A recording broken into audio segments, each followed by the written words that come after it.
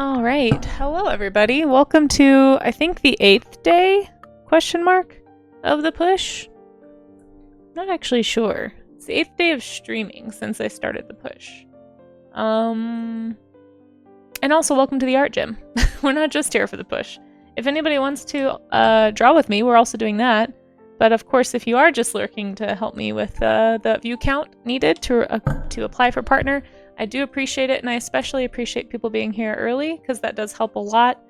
We talked about this a little bit later, but if you didn't know, the averages kind of get tough to balance out if the stream starts off low numbers, and gosh, I mean, I don't know, it's so annoying to keep having to do all the self-promo, but if anybody does want to come hang out early, or like kind of mark down my schedule if you want to help, I do stream at 9 a.m. Mountain Time, Monday through Wednesday, so this is my last morning stream of the week, and then I stream in the afternoon at 4 p.m. Mountain Time, Monday and Wednesday. Thank you, Pyro. There's my schedule. But yeah, yesterday we managed to pull it off. So here's hoping today too. I'm realizing, so unfortunately I think it's not per stream, it is in fact per day of streaming that they're looking at, which is kind of a bummer because it means I thought I was gonna be eligible like to apply a week early. If it was per stream, I was like, oh yeah, I do 2 streams a day. That'll be great. Because the actual partner thing, like the application thing, says 8 streams, not days of streaming. But apparently it is actually days of streaming, at least according to folks who know. So, anyway, so it just means it's going to take a little longer, like a week longer possibly than I thought. I was hoping I'd be able to apply at the end of June, like early July, but it looks like it's probably going to be maybe the second week in July? I don't know. I still need to do some math and see how it works with the breakdown of what they consider 30 days. But either way, I just really appreciate everybody hanging out early because it does help a lot when we're able to balance out the numbers like that. But anyway, happy International Lynx Day.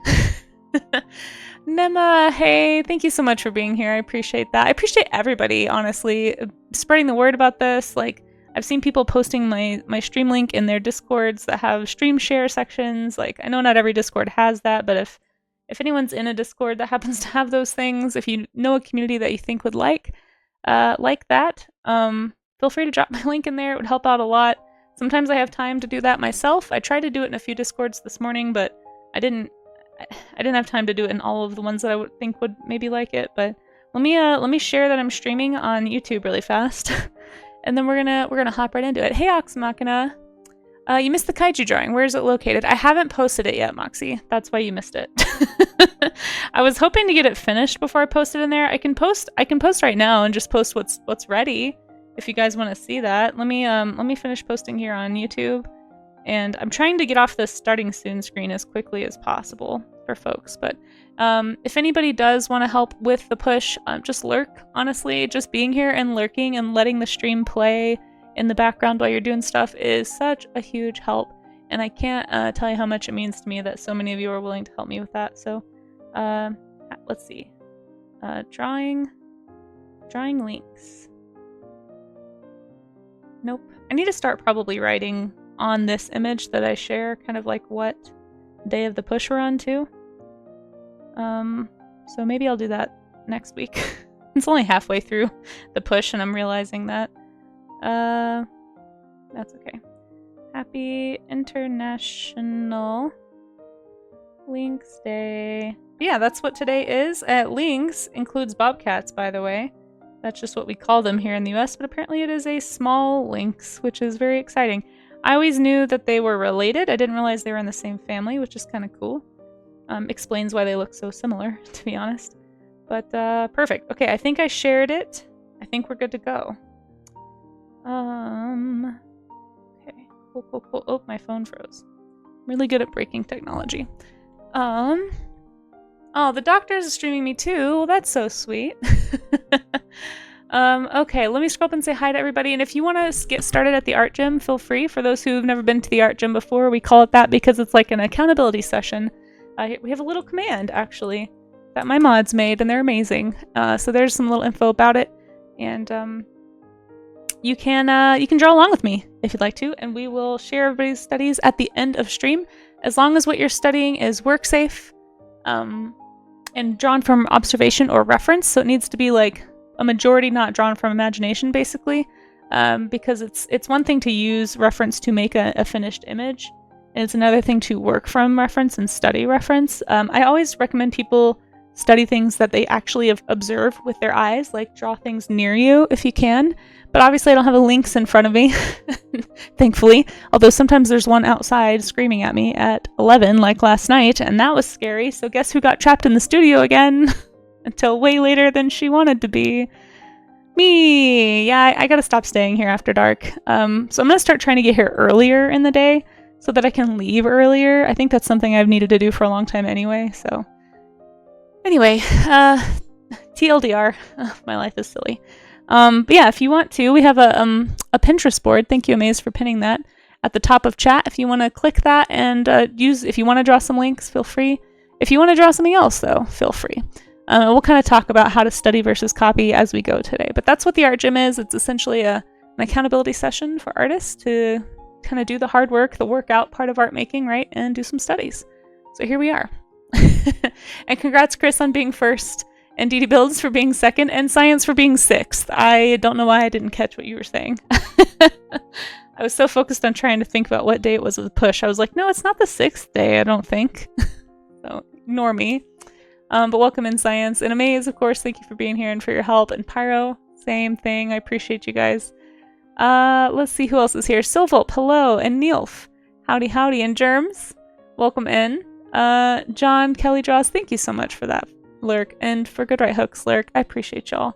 Lithium, I appreciate you. I know we're halfway through the push, and I just really appreciate, like, this is kind of where I start expecting it to sort of die down with the hype. Now that we've...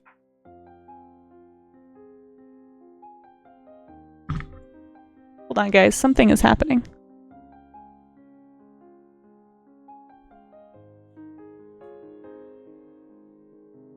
Guys, I think there's something crawling around under my studio. It's extremely distracting. Sorry. Anyway, yeah, my whole place is haunted. We have banshees at night and mysterious things under the floor in the day, so that's exciting.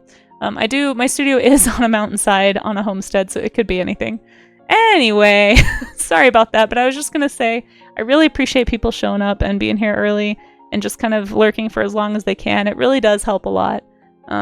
With the push, especially as we keep going, because I'm sure, like I said, was saying, the hype I think will die down, and there will be streams where we don't hit the average. So any lurks are super appreciated. Puggo Wuggo, welcome in, and thank you for the little boost on Discord as well. I appreciate that. It's a public transportation system in Orlando. Is it really? I did not know that. Hey Dracon, welcome in. Artie Gob, thank you for being here. I appreciate you. Yeah, the Iberian Lynx is cool. There's the Eurasian Lynx. There's also technically the Bobcat. So yeah, that's also a Lynx. Etak, hello. Miss Art Rolls, hello. Appreciate those lurks, guys. What else? Make sure I didn't miss anybody. I just want to make sure everybody knows that I appreciate them being here. And yeah. Let me get that image for you, Moxie. Ox Machina, if I didn't say hello already, hello. And Scott Florence, thank you for being here too.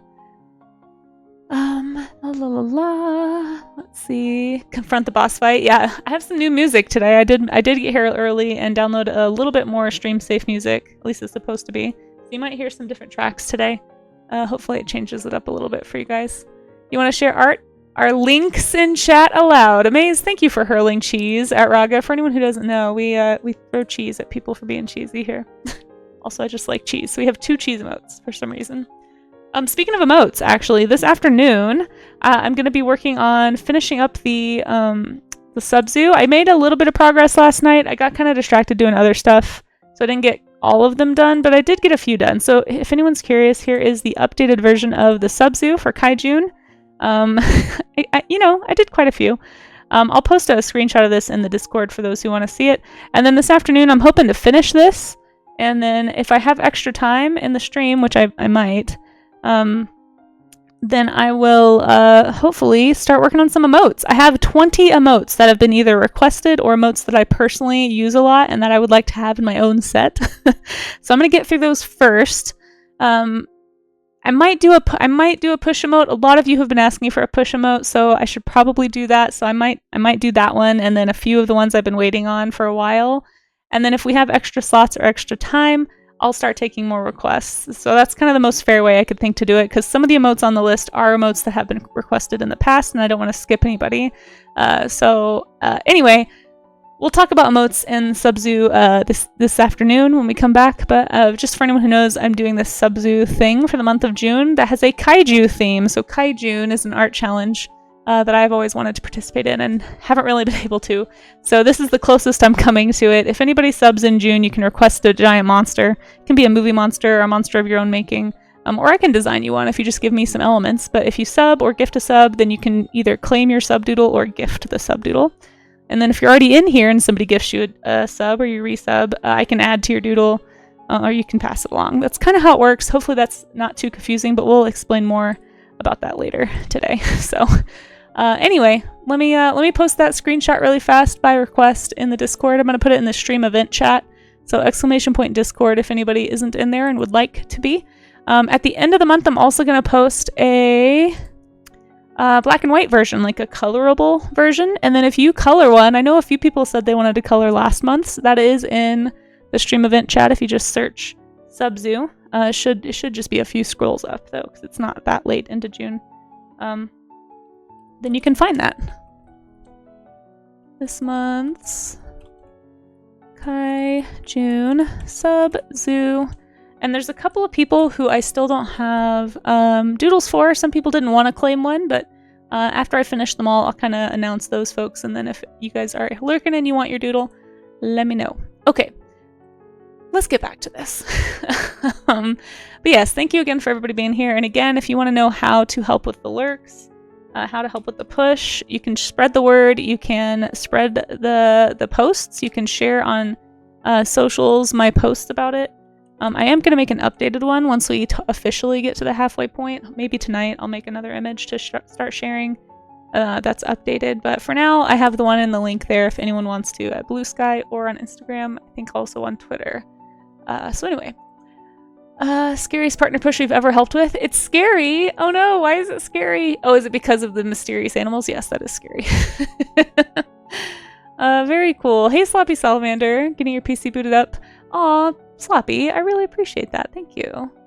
Yeah, so I didn't realize, like I was saying earlier, the bobcat, I always thought it was just closely related to the lynx, but it's actually a member of the lynx family. So it's pretty cool. They're actually related. It is like the smallest of the lynx family, so it's a very small animal compared to like a Eurasian lynx or a Siberian lynx, or Canadian lynx even, but we'll look at all that sometime on the stream, I'm sure. All the Godzillas here. Nobody has requested a Mecha Godzilla. That's true. That's true. I'm still surprised nobody has claimed King Kong for Kaijun. Like, I'm shocked. I guess we have a Yeti. So there's that. There is a Rodon. There is a Rodon, Germs. Look, I drew it last night. I'm just not caught up, you guys. This is like half of them. I have this whole list over here that I gotta finish. But yeah, I haven't erased the list yet because I want to make sure that I don't miss anybody, but once I'm done, I will catch up. But look, I think that's Rodon, right? Yeah. And then Moxie, there's your archaeologist Godzilla right there. Okay. There we go. Anyway, so many Godzilla kaiju. La la la. Everybody have water. Everybody stretch. Hopefully we're all good. What if the lynx was an apex predator? How would it adapt to fit that niche? I mean, I think in order to be an apex predator, you have to be able to predate on most like the largest animals in that environment. And so I think in America, an apex predator would be like a mountain lion. So it would probably have to get bigger. Kind of like how coyotes have gotten bigger because there aren't wolves anymore, or at least not very many here in the US.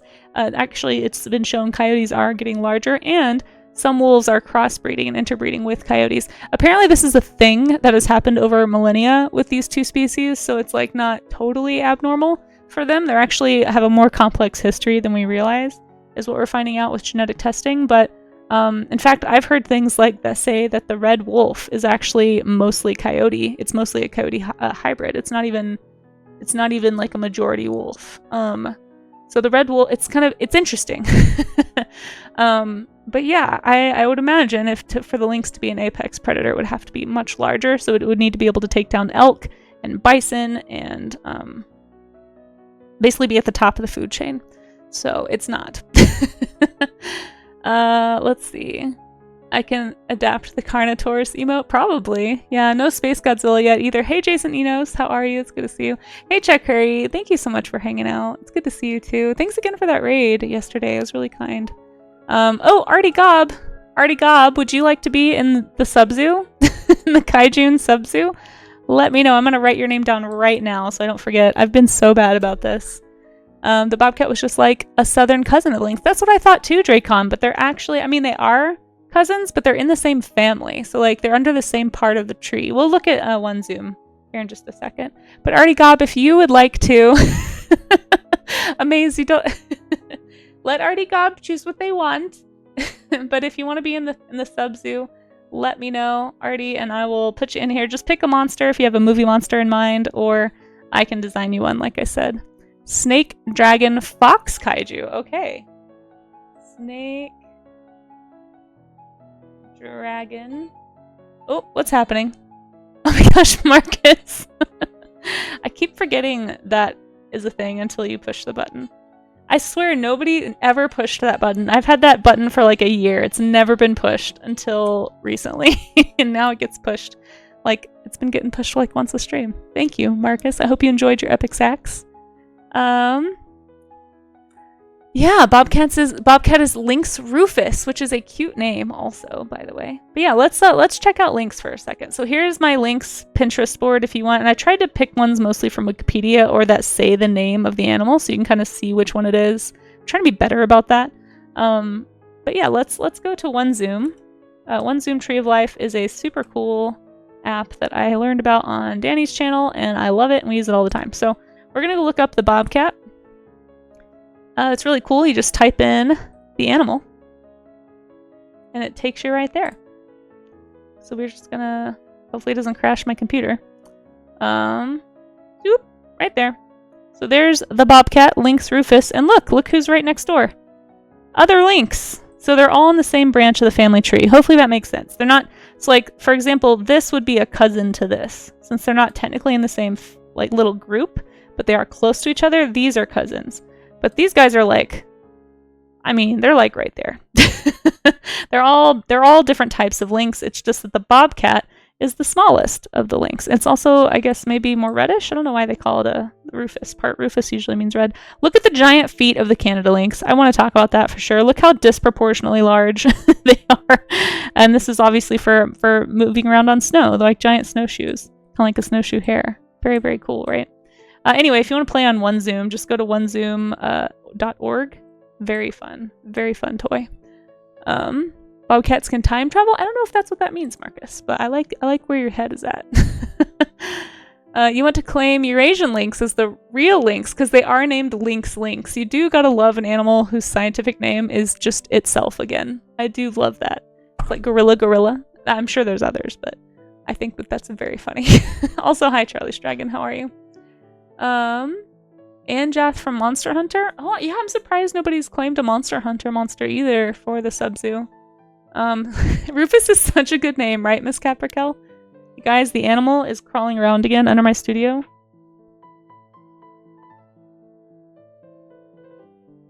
I can't tell where it's coming from, but it's like it's hitting...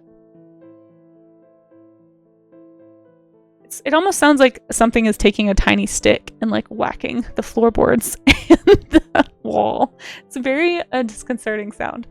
Sorry about that. Anyway, back focused again. Yeah. Okay, I'm at the bottom of the chat, I think. Hey, Angela's art area. Thank you so much for coming on in. How are you doing today? Let's see. And Miss Art Rules, hello. Welcome in. Thank you for being here too if I didn't say hi. I think I said hi to everybody, but if I missed you, I'm so sorry. Reiko, welcome back in. Gecko, for obvious reasons, yeah. Dally, you're here. Thank you so much for being here. It's the northern subspecies of the Eurasian lynx. Oh, interesting. Time to put a trail cam outside? Seriously, I might need to, honestly. Actually, that's not a bad idea. Maybe I'll do a GoFundMe for a trail cam. Because they're kind of pricey. We got one from my mom a few years ago, my brothers and I. Because she likes watching the animals outside. I hadn't thought about that. That might be... I don't know how I would hook it up, though, because I don't think there's an outdoor outlet here at this... I'll have to do a little perimeter walk, but... This building does not does not produce a lot of electricity. So if I have too many things plugged in, it like shorts everything. But it might be worth it to have like a, maybe I could get like a solar powered one or something. I'll have to look into that. That's a good idea. Gorilla. Yeah, exactly. That's the other one I really like. I always remember Gorilla because of that. A video doorbell. Again, I don't really have like an external outlet. This is basically an outbuilding that's been refurbished on the inside. So essentially is like a very fancy shed. And so it doesn't really have a lot of the hookups that a lot of buildings would have. Wise has a solar powered camera. Okay, cool. I will look into that. Thank you. So let's get started with the studies. Again, if you want to do a study that is not a Lynx, that is okay. I chose Lynx today because it's International Lynx Day. So happy International Lynx Day. Let's see. You hope, it does. That's what I mean by fancy shed. So it's got, it's like the floors have been redone. It's got insulation. It's got electricity and internet, AC. They're not built-in AC. Like it's not like a overhead vent system, but it is a portable AC unit and a wall heater. It's very, very cush in here. I'm extremely happy. Yeah. Let's see, lines instead of painting. That's a good challenge. Yeah, it's always good to try and change up your mark making whenever you're doing studies to try and keep your brain thinking actively about what you're up to. How do I want to do this? Let's maybe do it down here. Okay. So I usually just, when I do a quick skeletal study, I'm typically just looking for proportion. I'm looking for like space between parts of the body, right? Like I want to think about like, where are the shoulder blades? How are they oriented? Where's the rib cage in relation to the head, right? I'm not really trying to copy. You got to try and, when you're doing studies, you want to try and get away from that habit of copying exactly what's there. Unless your long-term goal is to be like a hyper-realist artist, maybe then it would be actually really helpful for you to try and really closely observe and copy exactly. But if your long-term goal is to draw from imagination, to draw your own characters, to make your own head worlds come to life, to illustrate your own stories, you really have to start to kind of make that jump from copying to studying. And in order to study, you have to kind of become really familiar with what you're drawing. So I always recommend, this is why I always say you should draw from life if you can. If you can't, it's also a good idea to draw from multiple angles of the same thing, so you can get a real good idea of the dimensionality, the form of what you're drawing, right? Because the whole thing I'm trying to remember for myself is anatomy, right? I'm trying to remember and kind of like drill into my mind with these studies, like how are these animals built? How can I use that knowledge of the anatomy to like draw them in my own pose, okay? So a good test for yourself after you've done a bunch of studies of something is to then go to try and draw it from imagination, not from reference. And don't try to copy a reference you just did, but actually try and use that knowledge you just gained to put the animal or the person in a different pose. And if you struggle with parts of that anatomy as you're doing that, or parts of the face, that kind of helps you know where you need to refine, right? The scientific name of the boa constrictor, I do not, but if you'd like to tell me, I'm sure it would be fascinating, Charlie Stragan. I bet it's great. Is it snake? Is it boa? I have no idea. Please do tell. Yeah, if anyone else has any like fun scientific animal names that repeat themselves, I'm sure there's a bunch of them out there. I only know gorilla and now Lynx. Charlie said what it is? Oh, I missed it. Is it boa constrictor? Is that literally its scientific name? Because that's pretty funny if it is. It's boa constrictor. Huh. Wow, I did not know that. That's really interesting. It's the only species we use the full scientific name as the common name. What about Tyrannosaurus rex? Is that not its full name? I guess it's not a living animal though. That's funny. I had no idea. Hey, Spicy Jaw. It's good to see you. Yeah. Imagine a lynx that's adapted for an apex predator role would be somewhat similar in build to Homotherium latidens. I don't know. Is that a giant cat? Because if so, I agree. Yeah. I imagine most apex predators need to be like pretty much the biggest, baddest thing around. So you're never gonna find like a mouse apex predator. Although I guess you can break apex into like for certain ecosystems perhaps. So you could have like smaller apex predators, but most of the time they're gonna be able to take down anything in the environment that they live in. A Goliath tigerfish. We just call that T-Rex or Grimlock. Oh gosh. It's still living? Didn't you see the documentary? Jurassic Park? It's true. You're right. I forgot about that famous documentary, Jurassic Park. The black-footed cat. Yeah. It's the best. So the most efficient predator is different than being an apex predator, I'm pretty sure. I don't think that they're the same. But yeah, lions and tigers would be apex predators.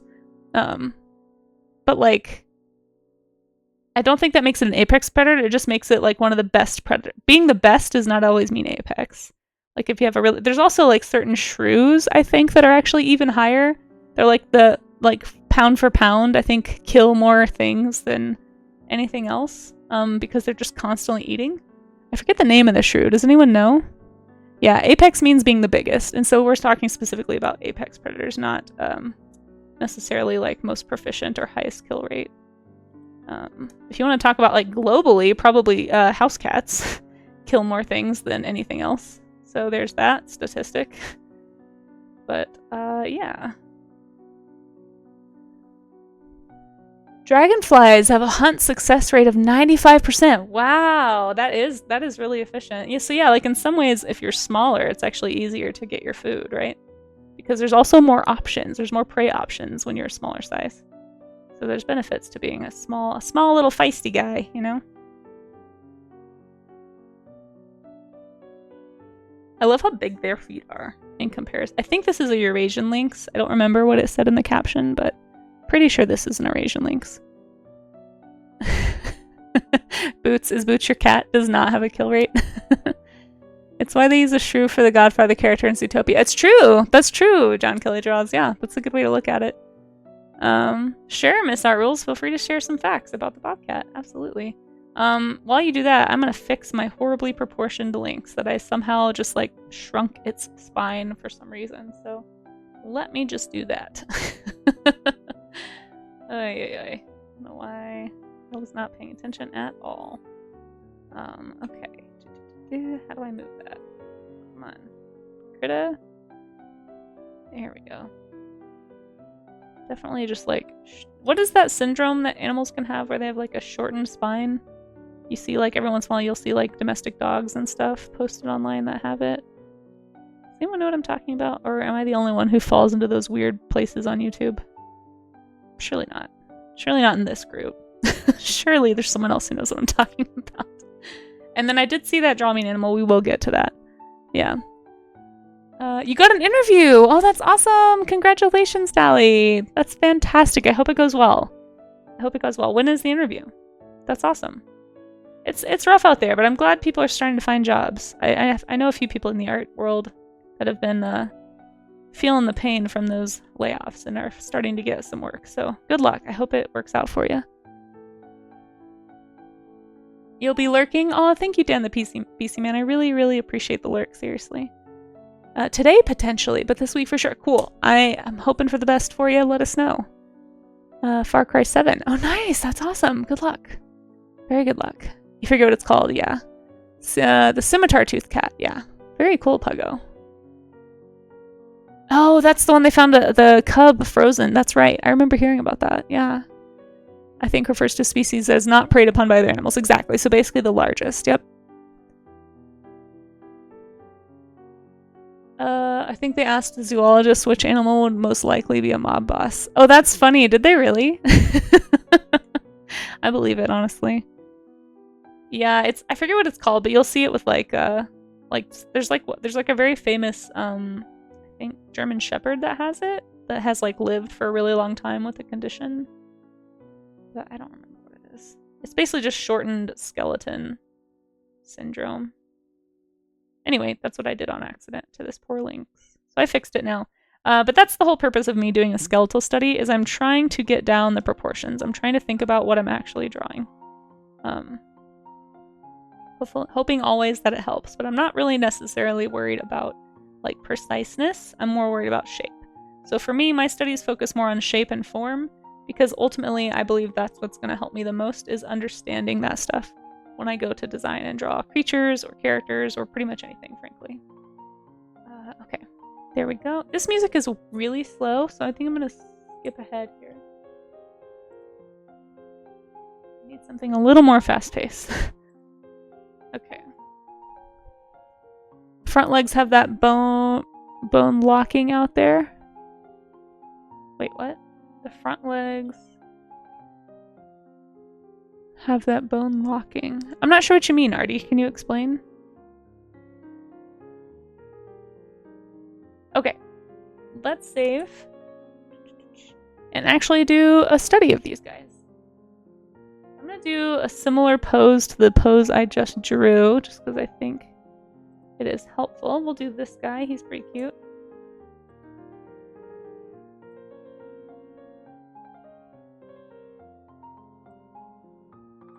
Oh, I found another really good one.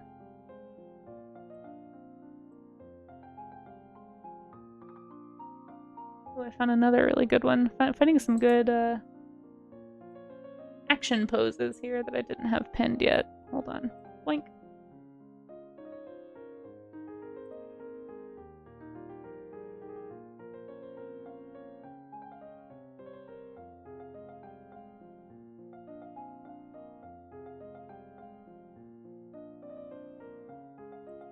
You can see in this one a really good reference of the giant snowshoe feet on the Lynx.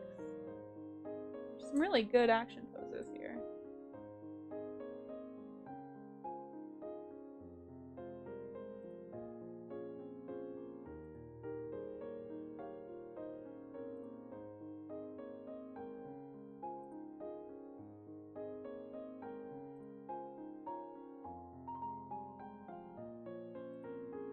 Yeah, the Canadian lynx almost has like snowshoe hare type feet. It's kind of interesting.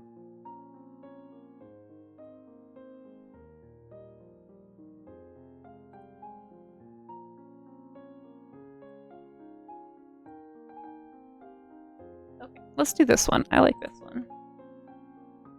This is a good slight action, but similar pose to the skeleton I just did to help me kind of get it all solidified in my brain. Oh, thanks, Dally. No, you're cool. I appreciate that. I don't feel cool when I'm bumbling, but I appreciate it all the same.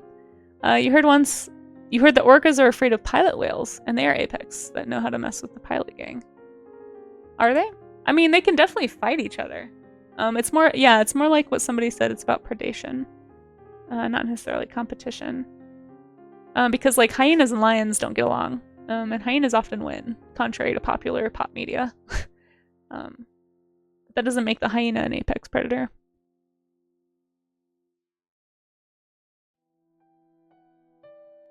Because lions do eat them sometimes. That's true, J-Con. Yeah, they can be more dangerous. Let's see. The back leg has the patella and the front leg has the extra bone. Oh, are you talking about this? Are you talking about the ankle bone?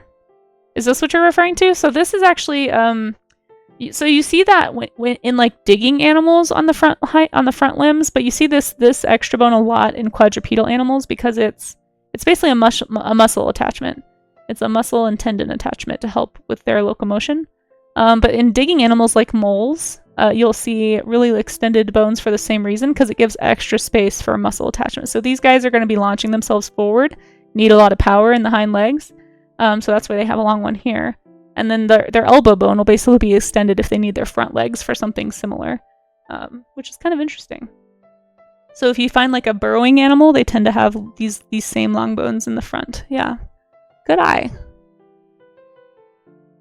The biology lab, and this is not well labeled. Like this has very basic, like basically the femur, the tibia, the radius, and the humerus. Like it's very basic bone labeling, but you can find much better anatomical labeling out there on the internet for sure.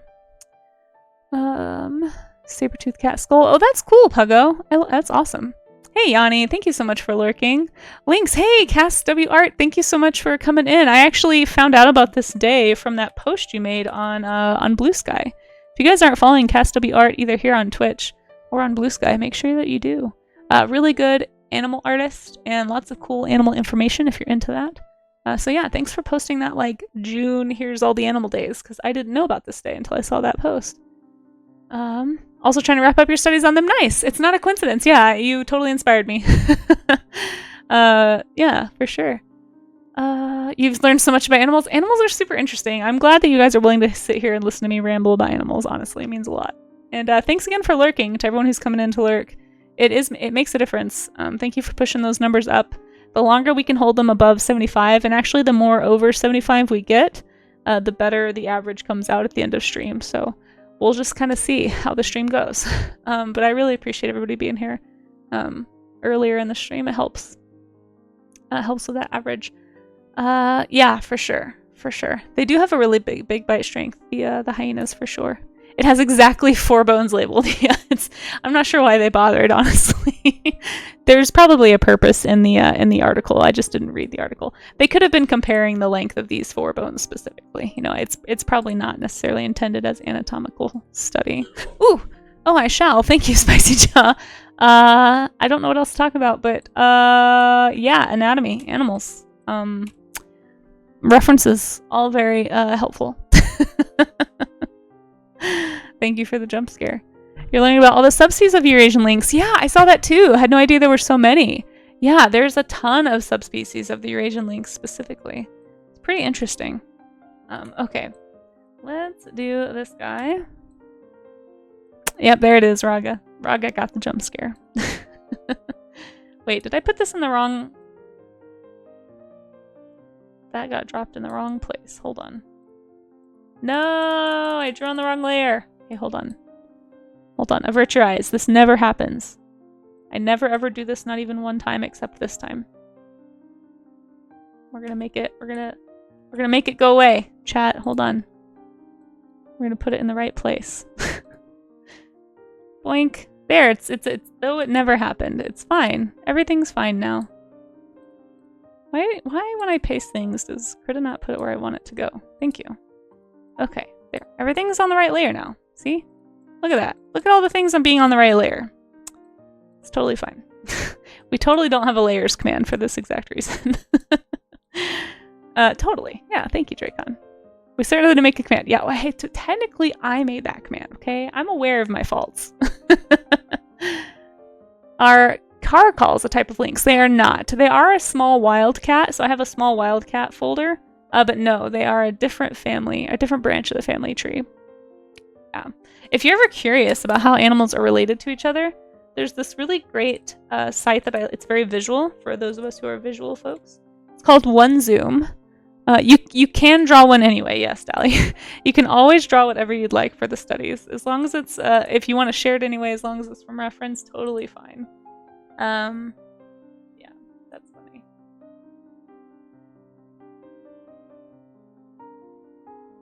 Oh my goodness.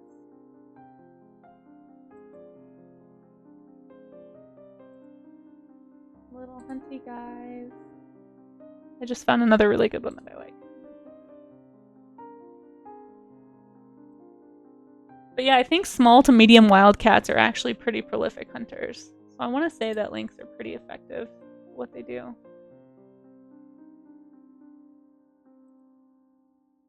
Okay. This also brings up the topic of megafauna. Oh shoot, I lost my... Hold on. Lynx bobcats, there we go. I lost my reference folder. Okay. I know them big feet, right? They're so cute. So I'm pretty sure this is a Canadian lynx, and you can see those massive, like almost snowshoe hare type feet. So I definitely want to get that in there. Let's see. Does OneZoom only do extant? Yes, it only does extant. There are not extinct. That would just be too many, I think. There's been so many extinct species. But they do have I believe almost every extant species or currently alive. Or recent. They have some recently extinct animals on there, but they don't have any like dinosaurs or like super ancient paleo type critters. That is a Canadian lynx. I can tell because of the way that it is. Exactly. They're neat. Yeah, they are. Yeah, house cats are, I think the leading cause of death globally for a lot of creatures are house cats. People who let their cats outside. I know you don't think that Skippy the cat is hunting, but if you're not watching your cat, it's probably killing stuff. And there's a lot of I have very mixed feelings about barn cats for this reason. I understand that they have a job, but I don't know. Oftentimes I think they're just I don't know. But yeah, people who just let their cats out to wander for all night, they're definitely killing stuff. And probably caught starting fights and doing all kinds of things. Okay, hold on. I'm doing this like entirely the wrong way because I'm thinking about how invasive of a species the house cat is. Give me 1 second. Hold on. Let's do this the right way. We're gonna do the big shapes that I see. I'm trying to think about like how like this rib cage here as I'm seeing this. Yeah, feral house cat. Yeah, basically, yeah. Feral cats are the most invasive species in the world. It's basically people's cats that have gotten out and never come back and were not fixed and causing lots of issues. Okay. Let's see. I'm struggling with this. This really high rump is giving me pause. But I can totally see how if this skeleton's legs were fully extended, how this would be higher. So I can see that, I guess. It's just it's a little different. The most invasive species in the world is humans. That is such a. It totally depends on your perspective and your definition of invasive. Because animals naturally spread globally. That's just what animals do, and humans are not unique in that way.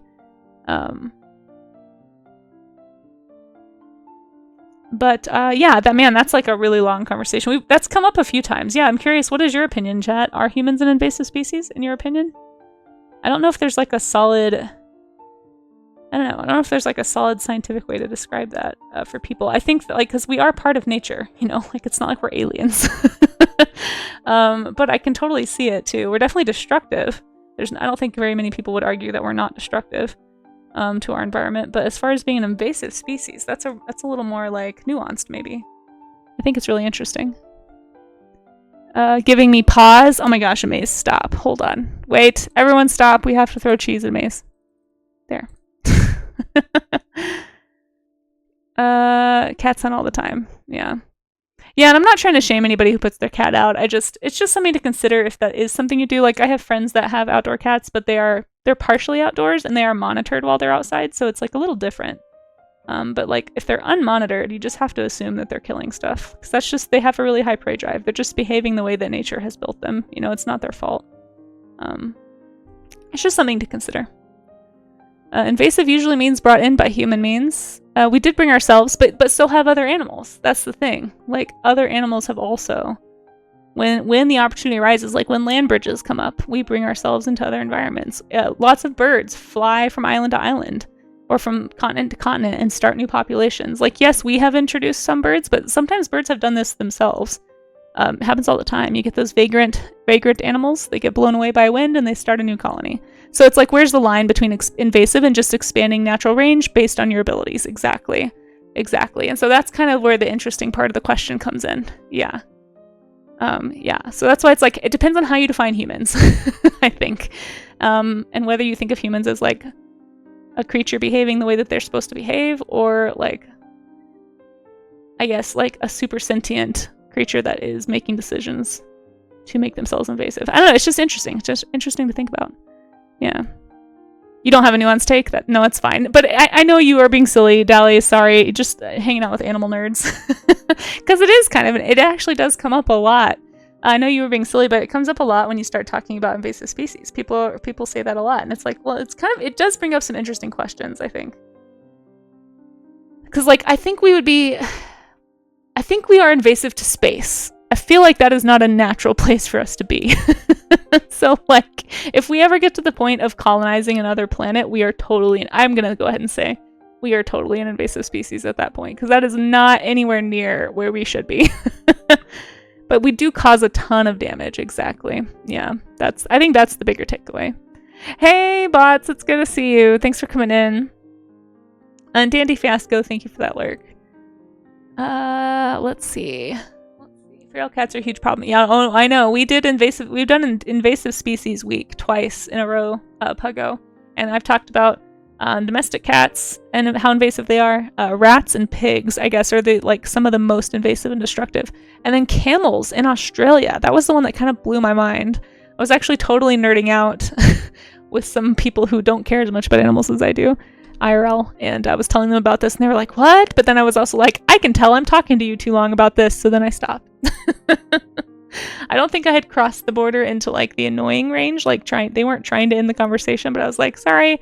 And they were like, no, it's interesting. I was like, yeah, I just nerd out about this really hard. I just think it's interesting. But anyway, it's very funny. Let's see.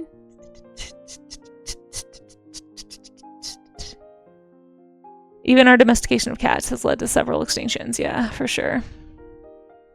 Yeah, that's good. If you're gonna have cats out there, having any cat, you should have it. If you're not breeding it for like very specific purposes, they need to be spayed. They're far too prolific. Oh, I forgot to start the prediction. I don't know why that reminded me of the prediction. Let's see.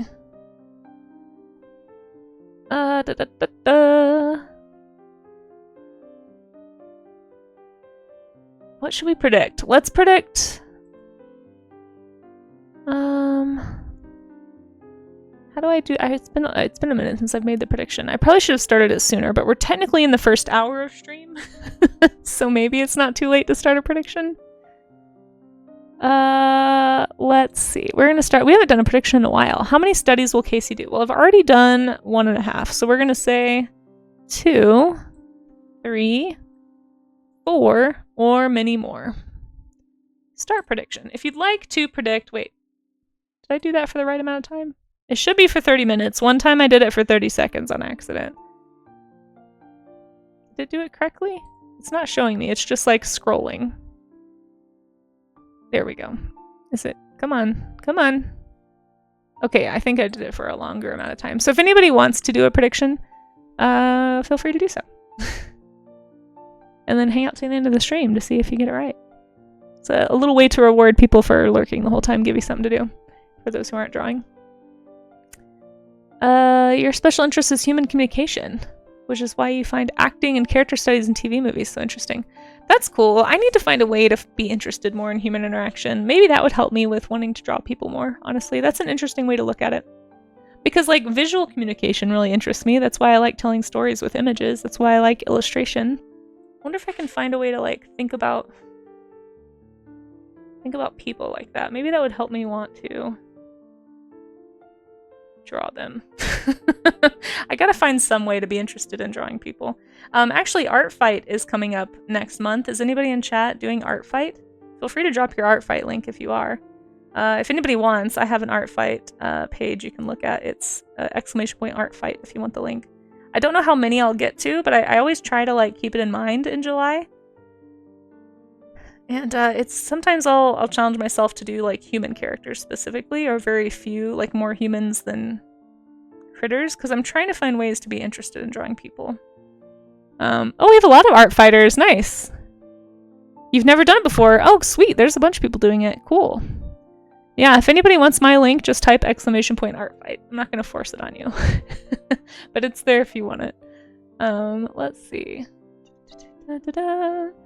We are having an... Oh my gosh, what's going on? Who came in? Oh my gosh, Gingy! Gingy, hello! Thank you so much for raiding! I really, really appreciate that. That helps so much with the partner push. For those who don't know, I'm pushing for a partner like a crazy person right now. Gingy, you're next. I know you got a baby on the way, so maybe not like soon, but you're next eventually. That sentence didn't make sense, but that's okay. You guys go follow Gingy Beer. Incredible, incredible painter here on Twitch. Does the most adorable and inspiring watercolor pieces like ever. Was formerly a digital artist and does sometimes do digital work still. But seriously, Gingy, if you have to raid and run, no worries, but feel free to drop a link before you go to like a social or something. I'd love to show it off to everybody here. My name is Casey, for anybody who's never been here before, and I am doing some studies this morning. You're welcome to join if you want. I do various things every single morning for warm-up. We call it the Art Gym. But today is International Lynx Day, so we're studying some lynx just for fun. And yeah, I'm pregnant and I demand people be nice to me because I'm so special. You are special, Gingy. You don't even have to demand it. I would be nice to you anyway. You can totally chuck an Insta link, yes. Let's pull up Gingy's Insta. Look at this, folks. If you're not following Gingy Beer, I had the pleasure of stumbling across Gingy's work last year, I think a little bit before streaming, and just like, holy cow. Look at this. Look at this. You guys, doesn't this make you want to paint?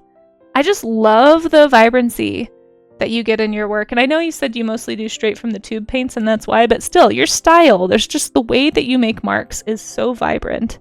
And I really want to learn how to do this. Look at this. Look, like you make these like very normal scenes just look so magical with the way that you apply your paint and your brush strokes. I really, really am a huge fan. And if you guys, again, if you're not following Gingy, make sure that you do. You're really missing out if you're not. Really incredible. Yeah. I cannot do this. No, Gingy, I cannot. You're very sweet. If you're talking to me, I cannot do this. I would like to do this stuff, but I don't know how you do this. And I keep watching your streams, like in the mornings. That's when Gingy is usually streaming, is like when I'm just waking up at like 6 a.m. And I'm always kind of lurking and just like peeking in for inspiration. One of these days, I'm going to be able to do this, but today is not that day. Today, I'm just going to be in awe of you. And you guys seriously go follow Gingy Beer if you aren't. This is the type of work you're missing out on if you aren't following Gingy. So I'm sure the mods are amazing. If you do digital, you do already. You know how to... Sort of, but you haven't seen me, Gingy. I've tried. Doing something so sick today. I'm sure, Dally, and welcome in. Congratulations on the merge tabs. Crowley, Gingy's color theory is delicious. I agree, for sure. Overstarched, welcome in. I will ignore your advice, but Gingy is special. Don't listen to my mods, they are trolls. Mods would never troll, right? My chat, mods don't troll. That's definitely not what they do. Elkie, welcome in, and Red Bean Bitter Cream, a very cute name, welcome in. You know what, that happens to me too, Gingy. How do we control this? I have some chat, not even mods, but like chat that will just make up their own raid call for me and use it and just tell people all these lies about me. So I love it. Thank you so much for coming in, everybody. And Gingy, if you, like I said, if you have to raid around, no worries, don't make me hold you here or anything, but I am a huge fan of your work, and you guys should go watch Gingy so you can watch this happen live on Twitch. Look at this. Not only is Gingy incredible, but also it's just a super cozy setup. And if you hang out with Gingy, you can meet her cat, Caesar. He's very fun. Let's see. So she has way more than one fan. I do have I do have an official raid call that you guys made for me. I did modify it yesterday. Not the official raid call, but we'll see that when we raid.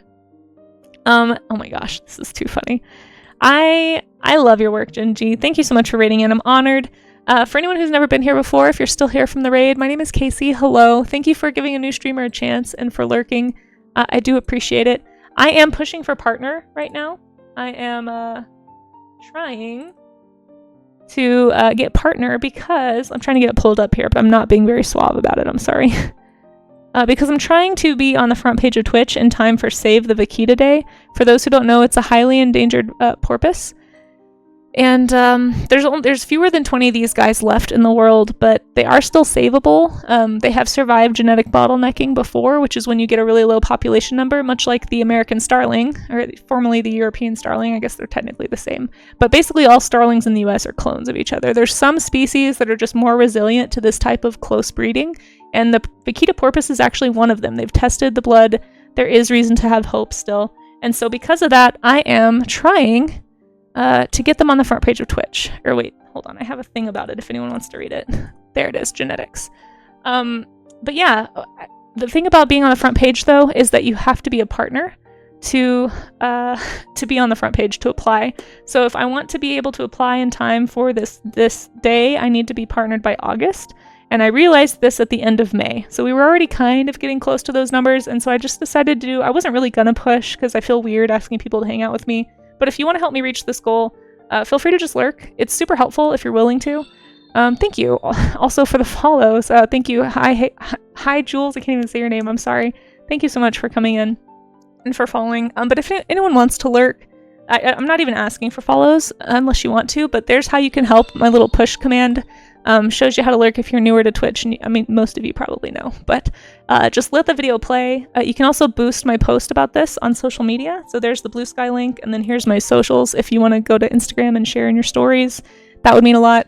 Last year for Save the Vaquita Day, we did a sculpture of a vaquita. This will be for sale soon on the Ko-fi. I need to get it sealed. I might have time for that today. We'll see.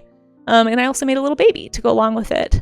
So once I get these posted, these will be available for purchase. And I'd like to donate the proceeds to porpoise.org or Sea Shepherd or somebody who's like boots on the ground helping these animals. I also have done other sculptures. So here's one that I won't post on Ko-fi. And thank you for that follow, by the way, Overstarched. I really appreciate it.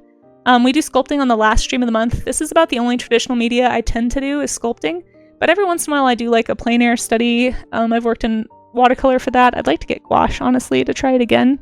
And then I've done a couple of like oil paintings to play. But I'd like to get more into traditional. People like Gingy have been super inspirational and making me want to try that. But for now, most of the time, if you want to watch me working traditionally, it's typically the last stream of the month doing sculptures of a lot of creatures. Here's my favorite dinosaur, Parasaurolophus. This one actually just got its home, and it'll be going out next week. But anyway, more often than not, when you come in, I'm doing one of two things. I'm either doing the art gym in the morning, which is like a study session, which is what we're doing right now. And then at the end of the study session, we will show off people's work. If you want to draw along, it doesn't have to be the topic I chose, but there is a Discord if you want to join the Discord and post your work in there. You can, and we'll show it off at the end of stream. And then there's also, in the afternoon streams, I tend to be working on projects. Usually projects like this. So I'm a digital illustrator, and I'm trying to kind of shift into a more painty style with my finished pieces. So this is kind of more the style I've been working in for my stuff. But I am trying to get into like kids lit, middle grade, graphic novels, book covers, board game art, that kind of thing. So if you like watching this kind of art, I know it's not cool in watercolor like Gingy, but maybe one day I'll be brave and I'll actually try to do some watercolor pieces. So here is, thank you so much for these follows. Cosplayzilla, that is a great name. Here's a piece that I did last year, actually shortly after I learned about the vaquita porpoise. It's featuring the vaquita as well as some other really cool cetaceans, and hopefully I'll be getting prints made of this soon.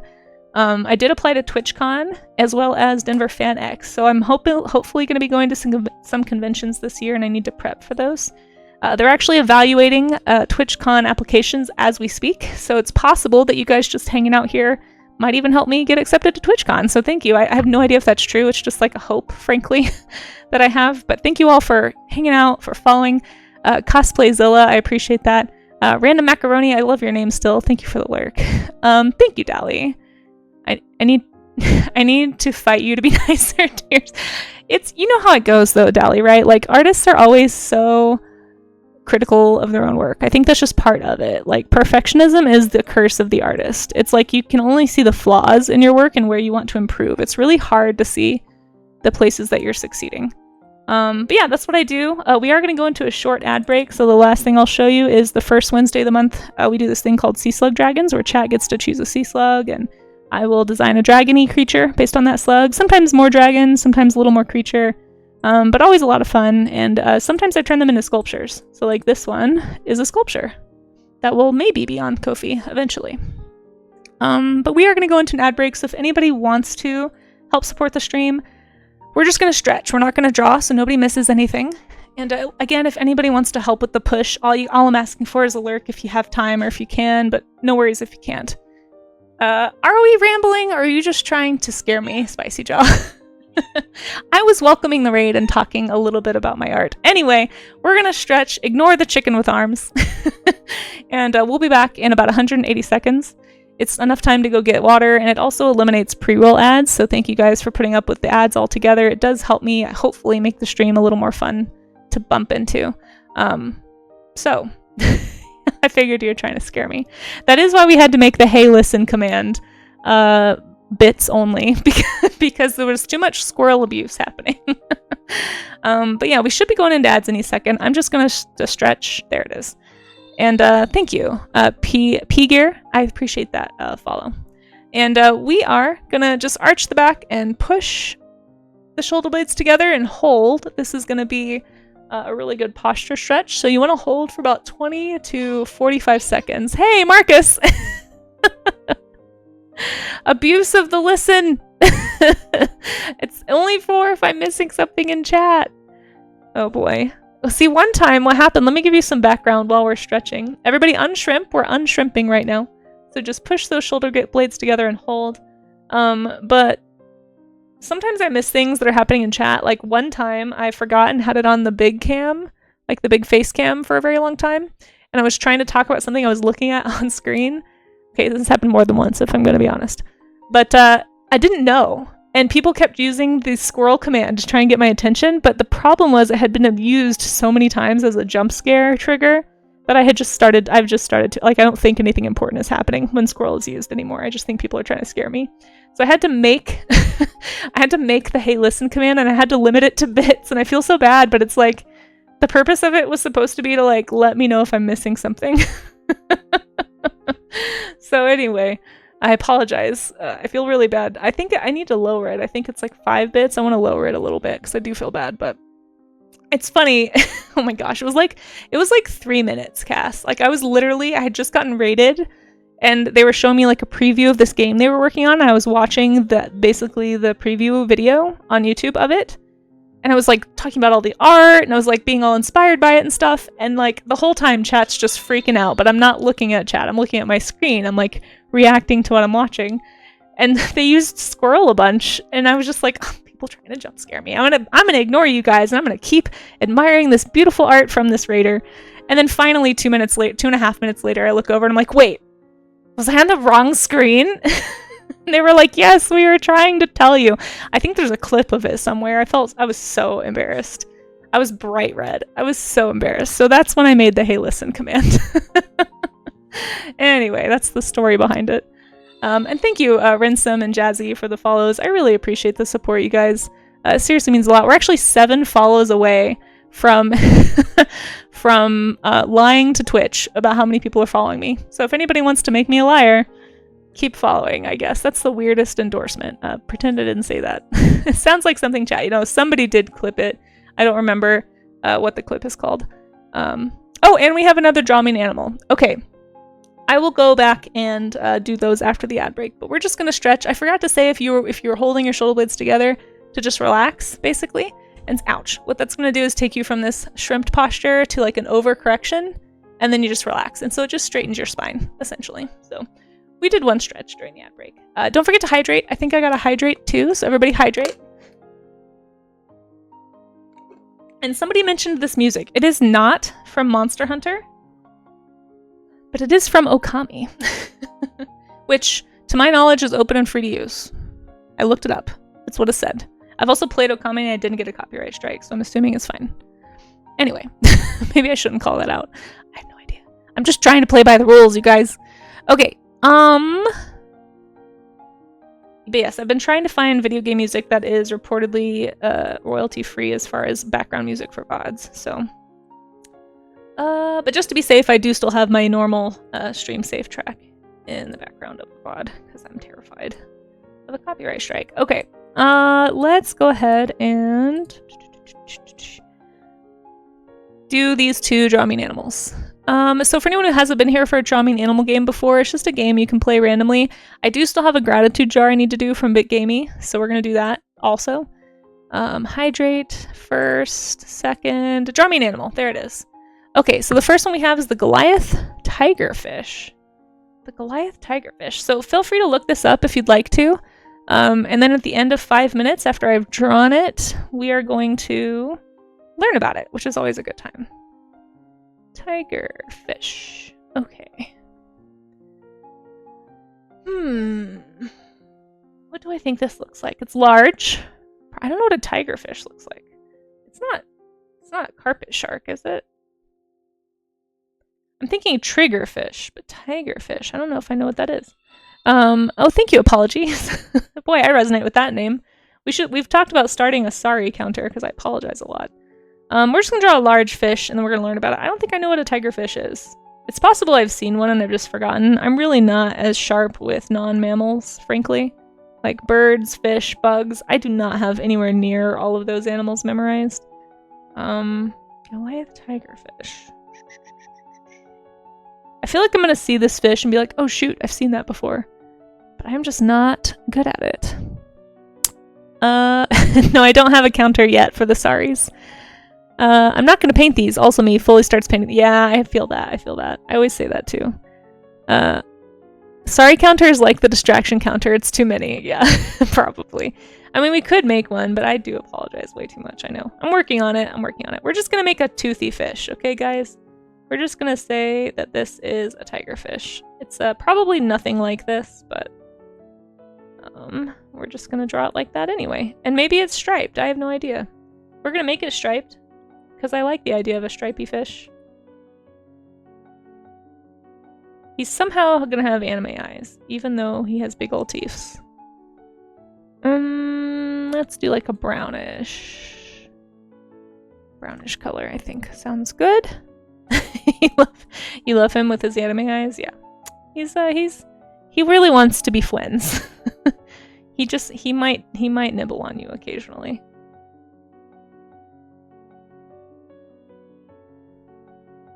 And by nibble, I mean take out giant chunks of flesh.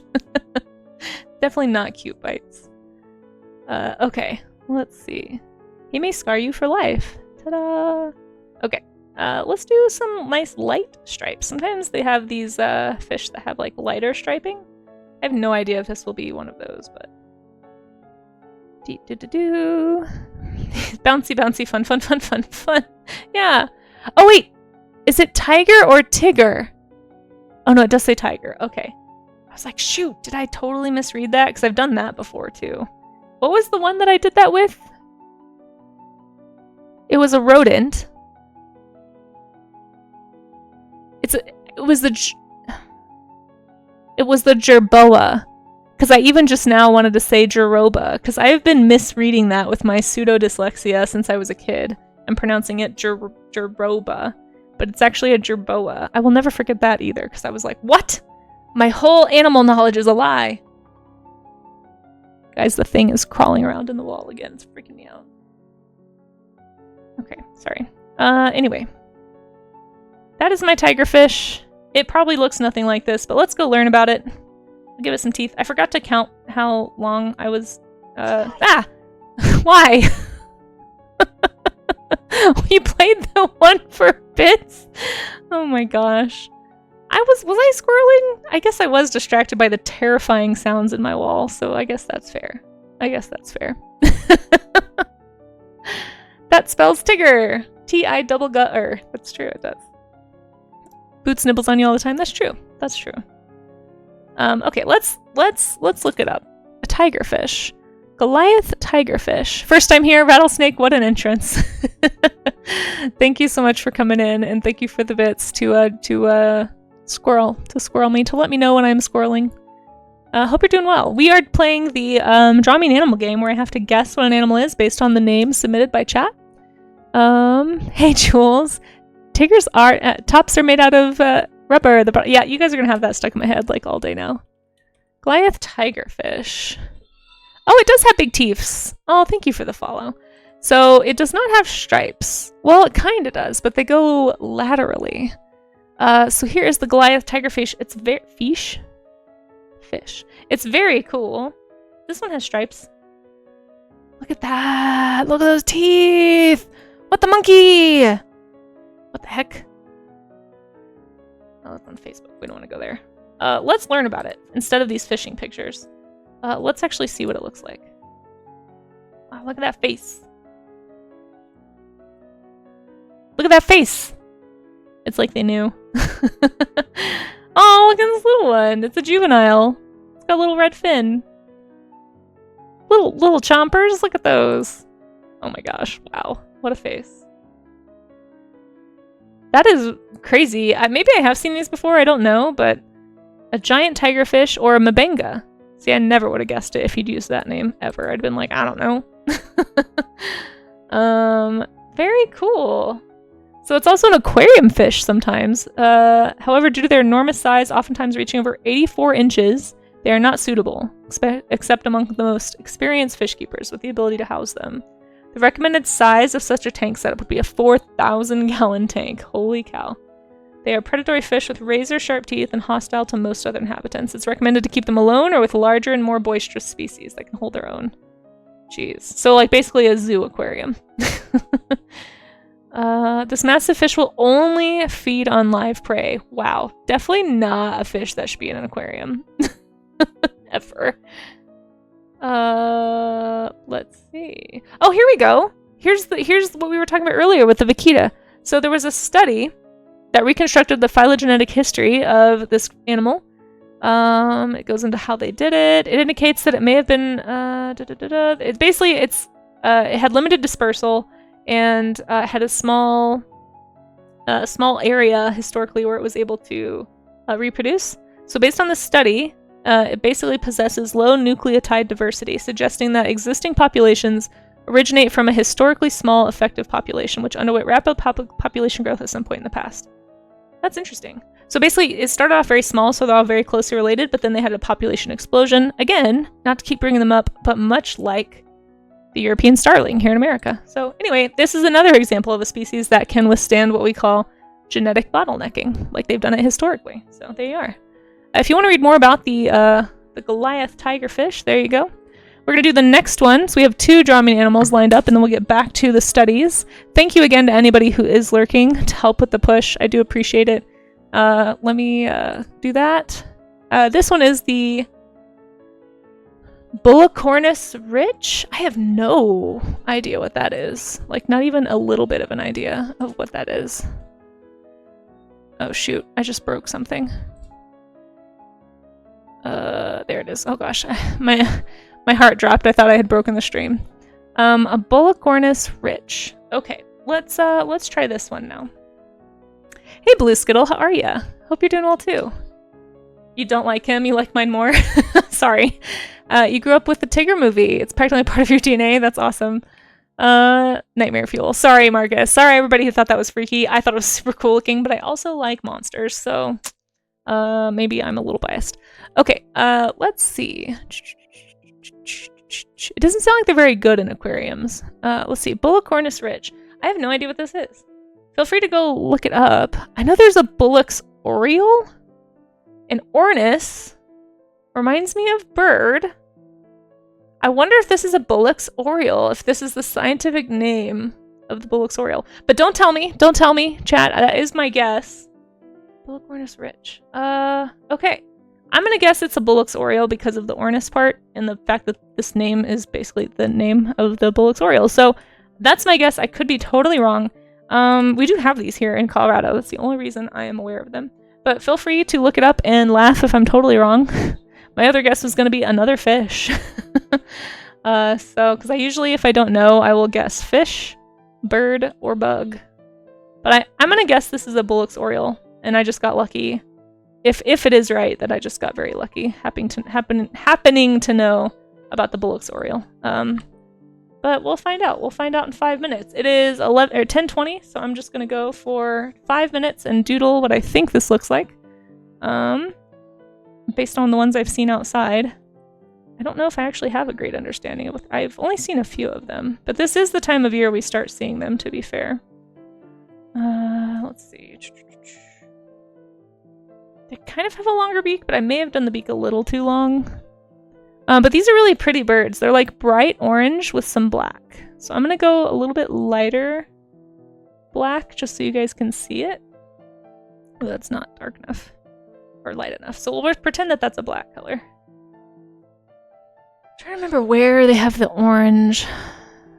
I feel like it's like an orange vest. I haven't seen one in a while. My HOA lady is being a little intense about not letting us have bird feeders, even though she's not maintaining the property at all. So I haven't really put out bird feeders that would attract these guys. So I haven't seen them as much. Mostly because I'm non-confrontational. I just don't want to be a problem. But even though I find it kind of ridiculous, personally. Okay, let's see. I think they're kind of like this. And then they've also got yellow. I'm probably totally wrong. It's probably not a Bullocks Oriole, but we're just gonna pretend. I can't remember if they have orange. I think they have orange on their face too. I just can't remember. That doesn't look right. That looks a little more right for some reason, but that could also be a different bird pattern. Do they have white on their wings? There's a couple of different Oriole species too, so I could be getting them mixed up with somebody else. I don't know if I'm getting this right at all. Maybe a white spot by the eye. I don't know. We're gonna look it up here in a second, and then I will find out if I'm even remotely correct on this. But I'm gonna say it's a Bullocks Oriole. Or Bullock. I don't know how you're supposed to say that person's name. It's probably like somebody who discovered them or some big avian enthusiast or researcher that they got named after.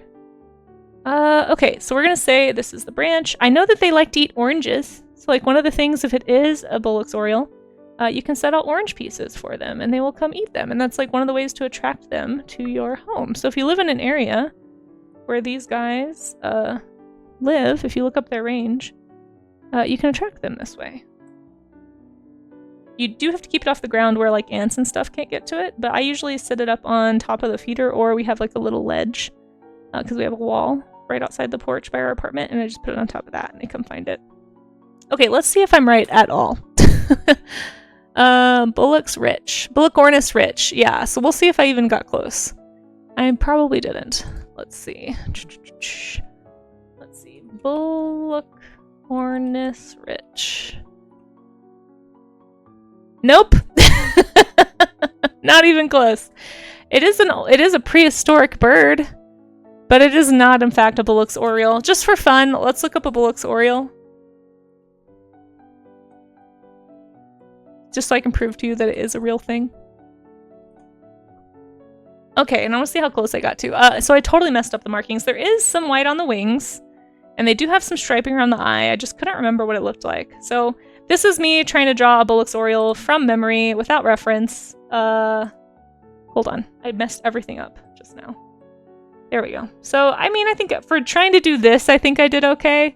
I knew there was white or yellow and black on the tail. I just couldn't remember the markings. And that stripe by the eye is black. They do have orange on them. There is a little bit of a reddish tone, though. It's like a reddish orange in parts. Because, like, when they're in full mating season, they kind of get more flush like this.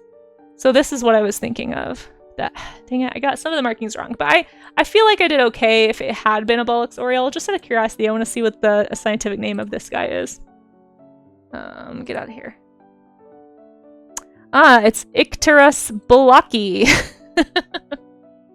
Ridiculous. But you can see my confusion, right? Bullock-ornis, Bullock's Oriole. I mean, okay. Ah, everything went away. Shoot. I touched the top of the screen and everything went away. Okay, let's look at the actual one though. Once I can pull everything back from where it disappeared to. So Bullock-ornis is actually a prehistoric giant terror bird type thing, it looks like. From Australia. Yeah. Means ox bird. Bullock-ornis is better known in pop culture as Demon Duck of Doom. If you had written that, I also would have gotten it wrong. It's thought to be more closely related to ducks and geese. Oh, really? Interesting. Without a doubt, a large bird was not named for being the size of an ox, but instead for being discovered by Bullock Creek. Oh, hey look, it's those dinosaur things that I like. It's thought to have been a carnivore. Okay, I want a Wikipedia page. Do we have a Wikipedia page? I don't like all the ads. Here we go. Here we go. So this is what I should have drawn. It looks like a giant terror bird, to be honest. I don't know if they're related, but prehistoric birds, flightless, native to Australia. I wonder if it was related to the moa or the terror bird or anything like that. Oh, here we go. Wow, look at these. So this is... shoot, I'm getting confused here. This is a size comparison between related and ceremorphs. Interesting. Oh my gosh, look at that drawing. Looks like somebody stuck a T-Rex on a emu. Okay, it's a basal galliform. So yeah, galliforms are like game birds. So game birds like pheasants and things like that, and chickens. Chickens are galliforms as well. They look like giant emus. Relatives are more closely related to the earliest waterfowl. Interesting. Wow, that's interesting for sure. It's among the largest known birds. An elephant bird of Madagascar were likely just as heavy, if not heavier. And it's, wait, hold on. Would probably have met or exceeded the females of the tallest species, the giant moa of New Zealand. Okay. So females were larger than males for moas. Interesting. Well, if you want to learn more about these guys, I totally got it wrong, but it's very interesting. Contender for largest and heaviest bird, right here. They are pretty cool. Pretty cool. And their name basically just means giant bird.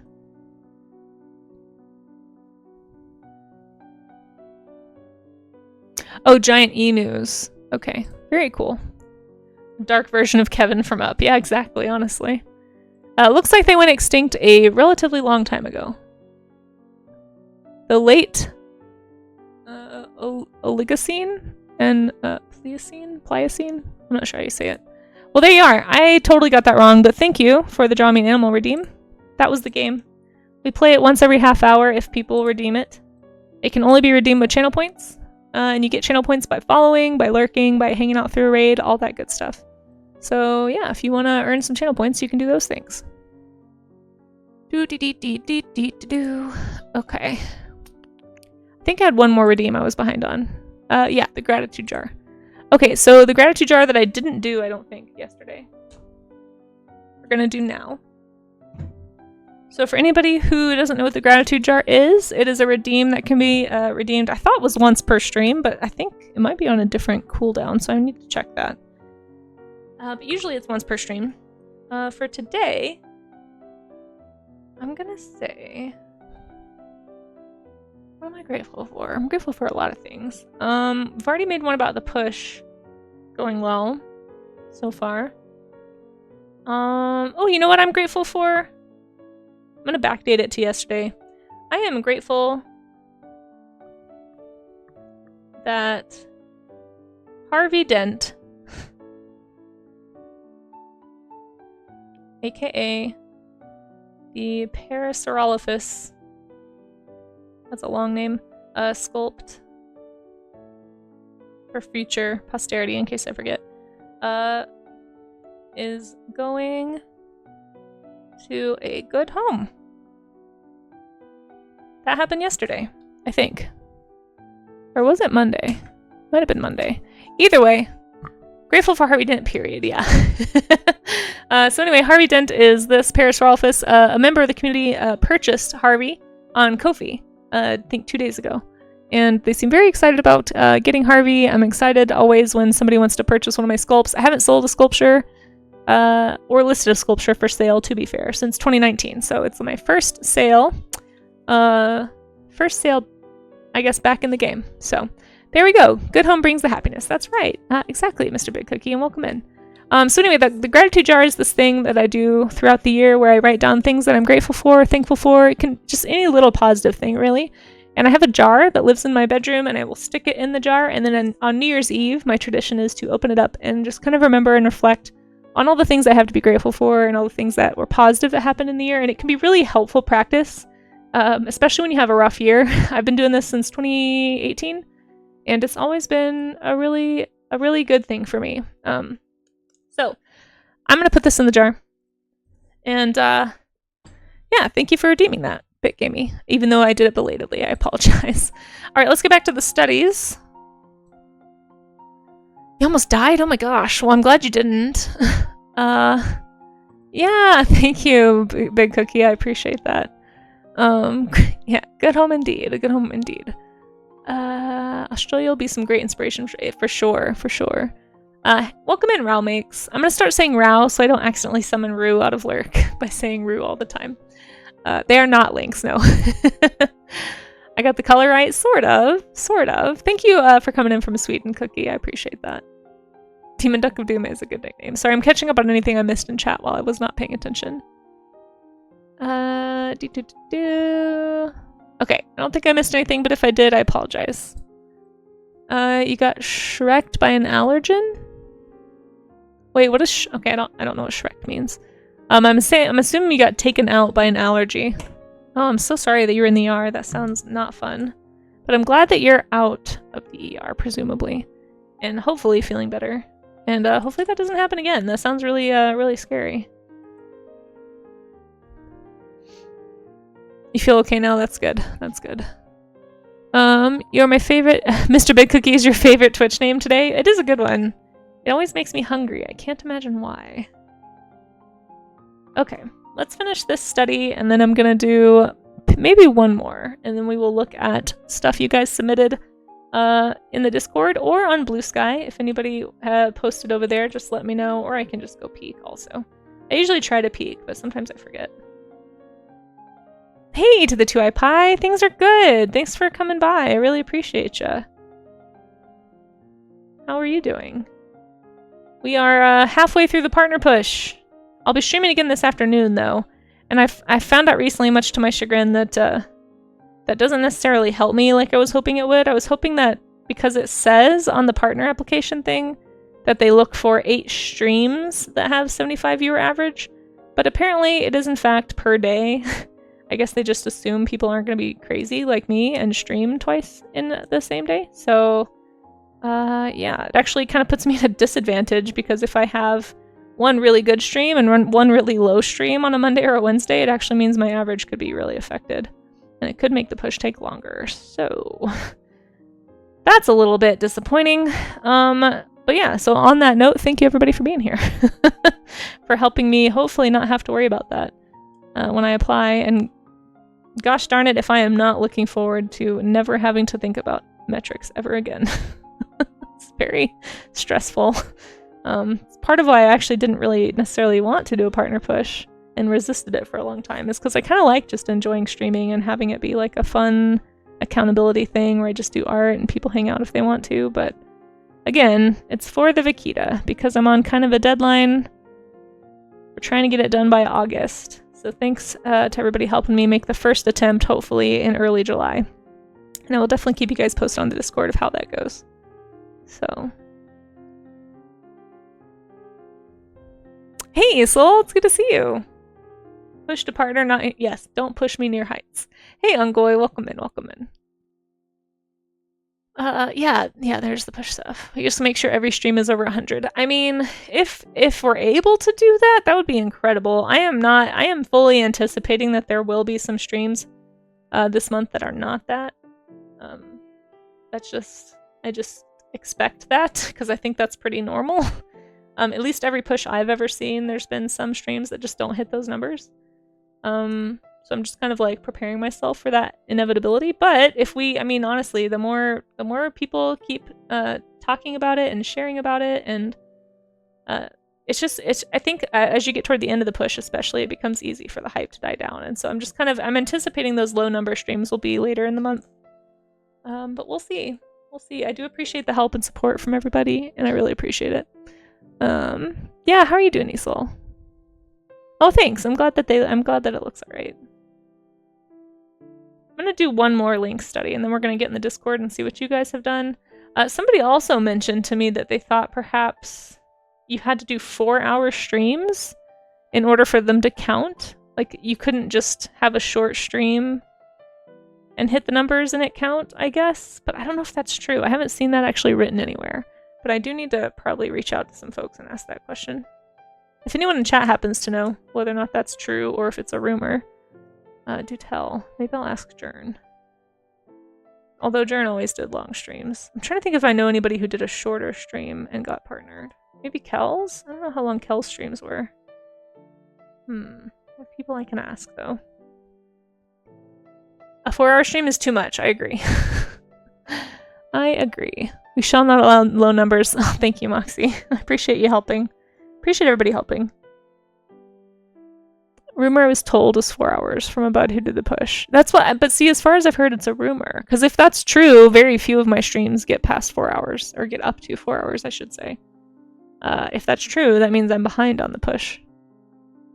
keeping the average is tough, and that's why whenever I hear partner pushes from artists, oh, thank you. It is tough in the art mode. Yeah, there's just not that many viewers in the art category.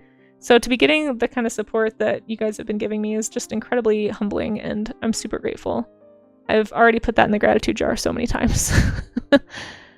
Yeah, why not make it clear? I know, and I feel like they've tried to make it more clear, but when you hear stuff like that, it makes you wonder if there are still like hidden requirements. It's like I don't know, I kind of get it, because maybe they're trying to prevent people from like gaming the system, and it does help that raids count now too. So if anybody, like, thank you again to anybody who's ever suggested me for a raid target.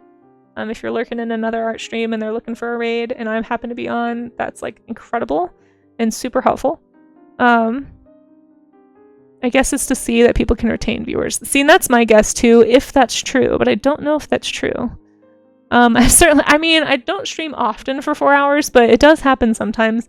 The afternoon streams more often than not. But I also wonder if that's like, because I do 2 streams a day, if they are cumulatively more than 4 hours, I wonder if that matters. I don't know. You guys, there's so many unknowns with this. I'm just out here trying. That's why I gave myself a full 2 months to try and make it happen. And it just feels like such a long time. And I hope it doesn't take the full 2 months, but we do have wiggle room in case it does. I want to do a Lynx in motion, folks. I want to do this one. I like this one. This is a good image. I'm going to do one more little painty study of a Lynx. I think this is a fantastic pose. You can always tell a Lynx from another wildcat, by the way, from a couple of things. I mean, they have like a very specific body type. They have those short tails. They have the tufted ears. They have very distinctive, like, bushy, I guess, cheek fluff that kind of creates this very boxy shape around their head. And the big feet are also all good indicators if you're not sure how to tell a Lynx apart from another wildcat. Yeah, they're very fun. A hyperlynx? Yes. Oh my gosh, Charlie's Dragon. I see what you did there. Not bothering to time the length of individual streams except as base data collection for weekly and monthly averages. I hope not. You get science streamers, some of us gaming streamers. I do, yes. It's not just Art Twitch. That's true. Pyrokitty's Tavern. Credit where credit is due. There's a lot of support from Science Twitch too. I mean, Science Streams is in here lurking, or was earlier, and we've gotten raids from Danny, and there's a lot of support. We've had some game streams, like Stats Bloke has come in, so it's definitely not just Art Twitch, but it is harder. Like, you don't see as many art partners on Twitch, because just in general in the art category, I think it's like pretty low on the scale of like what people are here on Twitch to watch. It's not typically art. I think Science Twitch suffers from low numbers too. So it's like trying to exclusively game in like a low viewership, or like exclusively game for like a low viewership game, and then try and push for partner only in that game, I guess would be like the metaphor. Scottish Wildcats, yeah, they are really cool. I've seen those before. Let's see. You have lynxes and wolves too? Oh, nice. Giant moose going into people's garden. Wait, hold on. You have lynx in your county, or in your country, but not near where you live. We do have wolves. Nice, Mr. Big Cookie. Yeah, we have moose here as well. Fun fact about moose in Colorado. I only learned this because I did a moose as my Christmas card one year. I always do a different Colorado animal every year for my cards. And I found out that apparently the moose is not actually native to Colorado, but we do have a very high population of them. Apparently they are technically invasive, but they were imported here in the 40s. So like 1940s, they decided to import moose from Alaska down to Colorado because they felt like they would be cool to have, basically. And they've just kind of like proliferated. It's pretty funny. It obviously like invasive and probably problematic, but at this point, people really like having them, I think. And so there's not, that I'm aware of anyway, any efforts to like reintroduce them back to where they're supposed to be, but they're just kind of all down here. What madman in the 40s said, yeah, let's drop a moose here. Yeah, it's such a strange, yeah, it's just like, it was a thing in the early 1900s. We just kept being like, oh, I bet if we put this animal here, it'll really be cool, or it'll fix this problem. It was just a really common answer to issues. The moose plural is meese. Is that true, or are you just trying to get me to say meese? But yeah, It was some bored rich guy. Maybe, probably. Either that, or I think it may have actually been a move by the wildlife department at that time, but I can't remember. That's like a vague memory I have from when I looked it up, but don't quote me on that. Feel free to look it up, though. I'm sure it did cost some money. But yeah, it was a pretty funny little fun fact, natural history fact here in the US. The hippos in South America, yeah, it was like weren't those from that drug lord's zoo that like escaped and they've just like populated? But people kind of like having them, so they've just left them there? Is that right? I think that's the story I heard. It's kind of crazy. I didn't know that until last year when I was looking into invasive species for Invasive Species Week. We did some studies of invasive species, and I was trying to look stuff up, and hippos came up, and I was like, how in the world is a hippo invasive? And I was like, oh, of course, humans were involved. Okay. Like, typically a large animal is not going to be an invasive species on its own. That would be pretty tough to do. Unless, like, a sudden land bridge shows up. But then again, that brings up the question of, like, how do you define invasive species, right? Cheeses. Oh, I want some cheese. You guys, I needed to go to the grocery store, and I should have done it yesterday, because I only had one stream yesterday, so I technically had time, but I just wanted to get work done in the studio, so I didn't go to the grocery store, and now I need to cook, because I'm all out of food that's ready to eat. I'm very sad about it. Yep, they sure did. They sure did. Bad guy bought the water heffalumps to South America land. Pablo Escobar, yeah, that guy. Drug lord had hippos. They escaped. Yep, pretty much. Since they have a big impact. Yeah, I think that's the problem. Like, they're very popular to have there, but it's like, they don't belong here, and they are messing up the ecosystem, because this ecosystem did not, like, they didn't grow up together, you know? Like, they're not, the animals there and the plants there are not supposed to have hippos. So this is the basic problem with an invasive species, is they just kind of decimate the local ecosystem, because the flora and fauna and just basic balance there did not develop together. They didn't evolve together. So it's like they're not adapted for each other. You know, like, just anyway.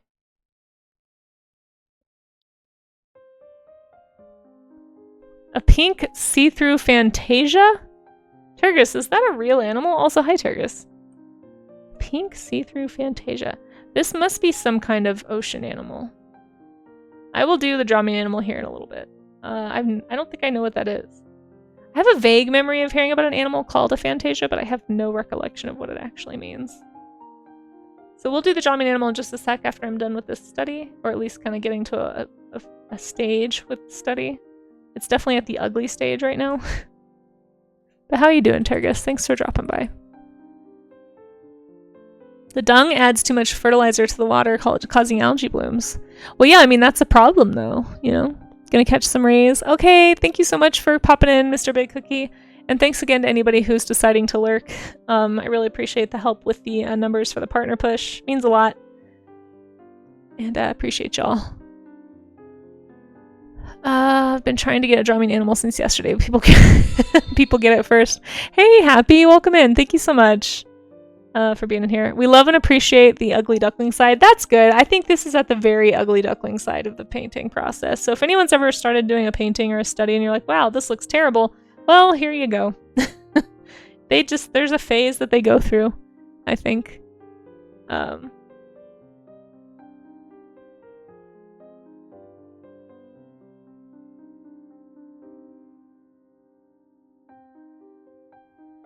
Okay.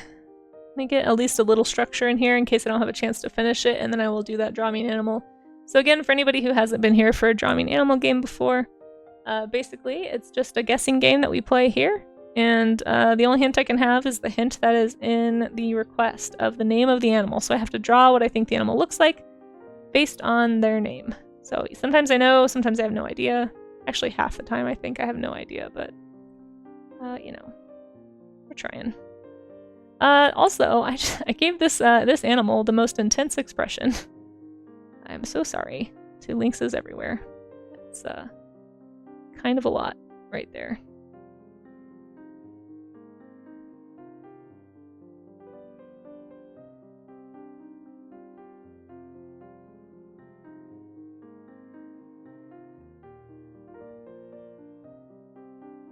and then we're gonna do the draw me an animal. So give me 1 sec. I'm just trying to like make some visual notes for myself to come back to about where things are, so I have to rethink it. Thinking is hard, chat. And I think slowly. Oh, that paw is all kinds of incorrect. Okay, hold on. That is some terrible anatomy. Casey, what were you doing? It is kind of funny though when you have the painting stage how quickly it cleans up once you start adding a few hard edges. So don't despair if you're at the painty stage and it just looks like blobs. Trust your blobs, get your shapes in. Man, trust your blobs is a word. Or phrase, I should say. And then yeah, come back in with a little bit of hard edge and just, you might like it a little better once you do that. But I'm trying to mostly focus on shape and proportion and kind of just understanding the anatomy of the critter. So that's why I like to blob it in. These are such words that I'm saying. Trust your blobs! Thanks. Thanks, Amaze. Hey, Craig, how's it going? Do I have a favorite art movement and or artist? Asks Starmy. Gosh, favorite artist is hard. I think it like depends on the genre when it comes to favorite artist. It's kind of hard to nail one down.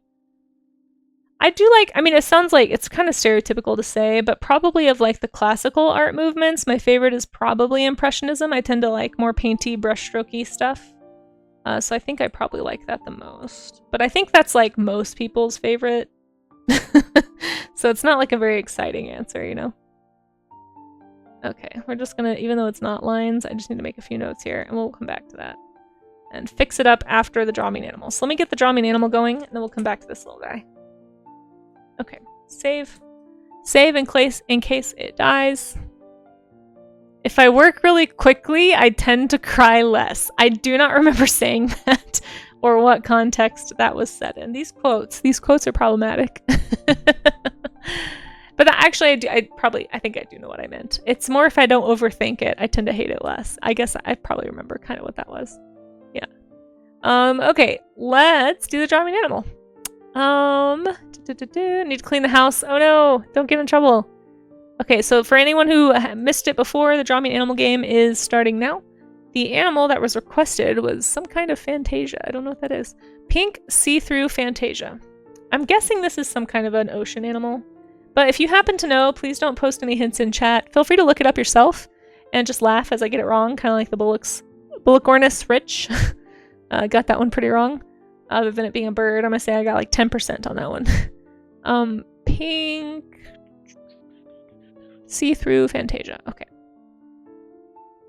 See-through, and there's the rules in the chat. Appreciate the help with that. It just makes it more fun if there aren't any spoilers. Fantasia. Okay. How do I want to do this? Let's actually do the background first. So I'm gonna do like an ocean. I'm guessing it's some kind of a fish or an aquatic animal. I wonder if it's one of these like more amorphous type critters where it's like a jellyfish or like a colonial animal of some kind. I forget what they're called, but pink see-through Fantasia. My guess is it's an ocean animal, but I do not know what kind. Oh, I'm supposed to time myself. Let's see. It's 10:50. I've got 5 minutes to draw it. What kind of sea animal do I want to do? I guess I'll just do some kind of like a blobby sort of an animal. I don't know.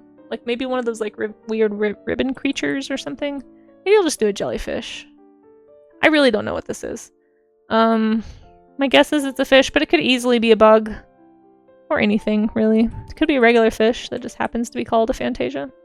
There are like glass fish and stuff out there. Heck, there's even glass frogs, so. But I think I'm gonna go with some kind of a jelly. Or some kind of like colonial critter, like a man-o-war. But I am basically drawing a pink jellyfish right now because I don't know. Pink see-through Fantasia.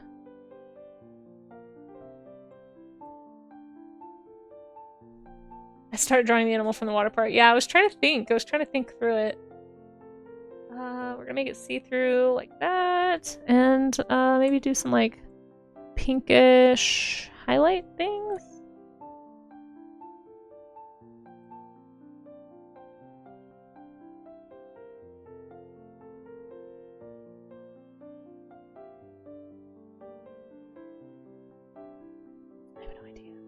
I have no idea, you guys. I have no idea what this is. It's just, I'm just making a see-through jelly.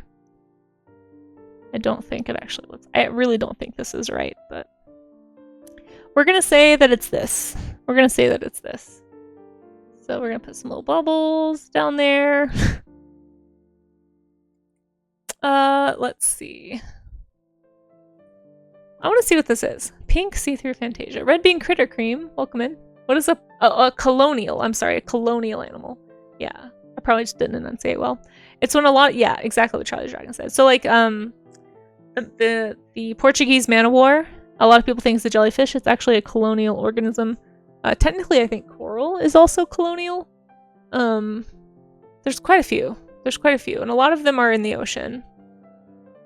Even if it's wrong, it's cute. Well, thanks. Let's see what it is, though. Let's see how close I got, chat. So, I'm gonna look up a pink see-through. Oops, not pink see-through Fantasia. Is it a fish? It's a species of deep sea cucumber. That's the second sea cucumber we've had this week. Oh, wow. Well, it kind of has the shape that I did. I'm not gonna lie. I did not get it right because I basically did a jellyfish. But it's not bad. I do have a vague recollection of hearing about this animal. I may even have them pinned. But yeah, they've got the little tentacle things at the bottom. Ooh! Oh, thank you, Cowboy Atlas. I appreciate that follow. So this... Headless chicken monster. What? This is a pink pink see-through Fantasia. It's a type of sea cucumber that is see-through. That's really cool. And you can see all of its like organs and stuff. Let's check out the wiki about it. It's monotypic, which means a group that contains only one immediately subordinate taxon. So it's in its own genus basically. It's the only thing in its genus. Let's see. Due to its unique appearance, the species has been dubbed the headless chicken fish or the headless chicken monster. Aw, it's not that bad, you guys. Come on, it's kind of pretty. Look at this picture. This is actually really, I mean, it's alien looking, but it's like, it's got this kind of nice ethereal, I mean, maybe not this picture so much, but headless chicken monster? Come on, that feels harsh. That feels harsh. It's also called the Spanish dancer. That's nice. It's also known as the swimming sea cucumber. Some are called the pink see-through Fantasia. Okay, so it's got a ton of names, a ton of common names. Developed webbed swimming fin-like structures at the front and back of their bodies, which enable them to swim up off the surface of the seafloor and journey as much as 1,000 meters up into the water column. Thought to help the animals move to new feeding grounds and avoid predators. Cool. They range in size from 11 to 25 centimeters, or 5.3 to 9.8 inches. Its most distinct feature is coloring, which is dictated by size. The small ones are a bright pink, and larger individuals are a more reddish-brown color. Oh. Interesting. So the small ones are pink. Huh. Huh. Interesting. It is semi-transparent, looks pretty transparent to me, and its intestine can be seen through its body, especially after feeding. Huh. Huh, huh, huh. Wow, that's interesting. Look how, I think that's kind of pretty. Maybe I'm just biased because I look at a lot of sea slugs, but I actually think that's kind of a cool looking creature. Ooh, here's a video. Do you guys want to watch a video? Let's watch a video. So that's a bigger one because it's brown or red. Wow, look at how it moves. It does move kind of like a jellyfish. But yeah, it's a sea cucumber. It's a lot like the sea hare that I thought. Well, not quite like the sea hare. See, in that one, it looks more like the sea pig. Look at its little feet. Look at its little tentacle feet. It's like a little tiny octopus locomotion. That's interesting. Wow, what a bizarre animal. Can you imagine being the first person to see this? And just being like, what am I even looking at? That is so cool. This music also is very majestic for the animal. Okay. Well, that's really interesting. If you guys want to learn more about this cool animal, I'm going to post the link in chat. Your guess was a sea slug, says Happy. Nice. Yeah, I like sea slugs a lot. We do a sea slug dragon day on the first Wednesday of the month. So I like looking at sea slugs a lot. You learned about a new creature today. There you go, Chrissy. Do we know why they call them cucumbers? I think it's because in general they kind of look like the shape of a cucumber.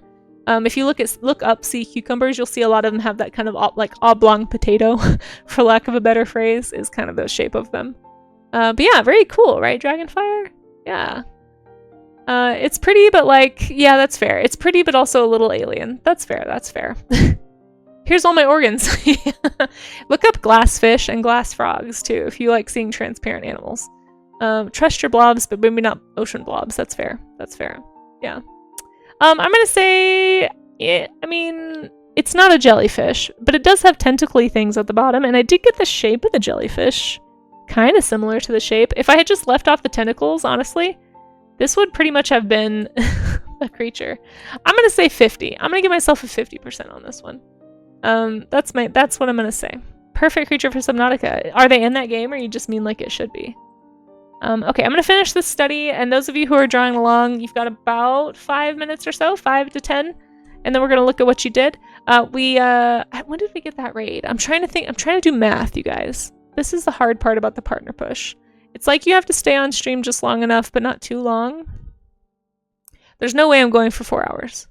Okay, the raid was an hour ago, and we're still well above 75. So thank you guys for lurking. I really appreciate that. If you want to help with the lurk, if you're just popping out of lurk and you're like, where am I? What are we doing here? How did I get here? I am pushing for partner.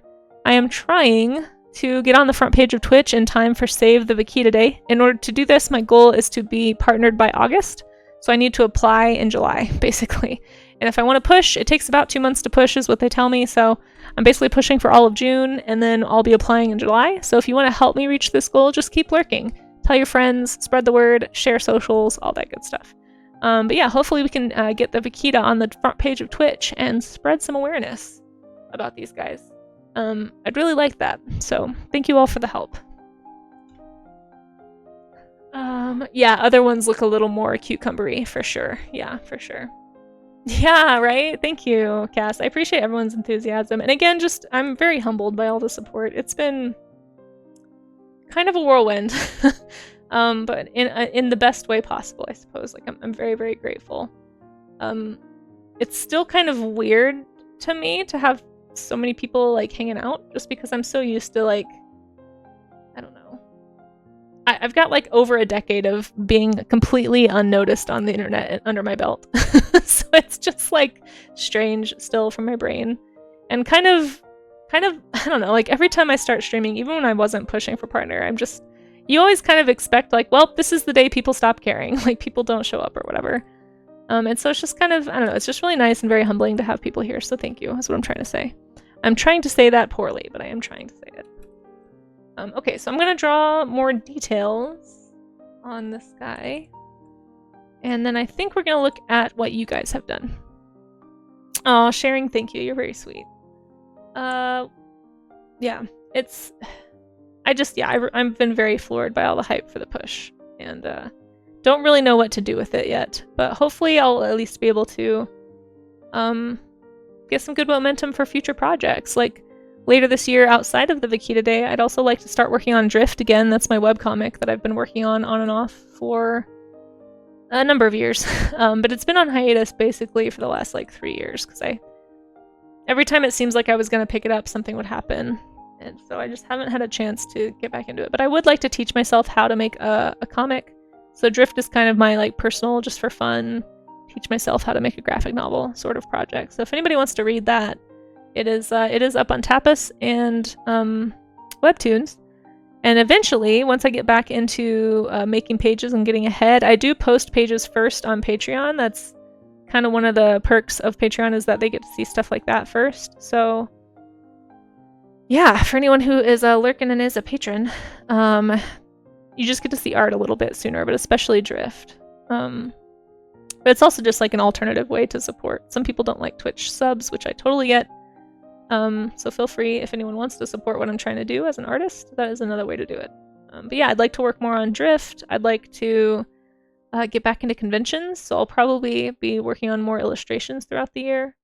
I'd also like to experiment more with traditional media. We've done a few plein air streams. Those have been pretty fun, so I'd like to do a couple more of those and actually take you guys on a sketch hike. If I can manage to get an IRL rig that actually works well. So the little ones that we've done here by the studio have been sort of like practice for that, basically. But my long-term goal is to actually get like an IRL rig and take you all up a mountain and do some actual sketching here in Colorado. So if that sounds fun to you, stick around. Those are things that I'm planning on doing for sure. And then once we get closer to possibly hitting partner, like it's definitely not in the bag yet. We're only, I think today we'll be at the halfway mark.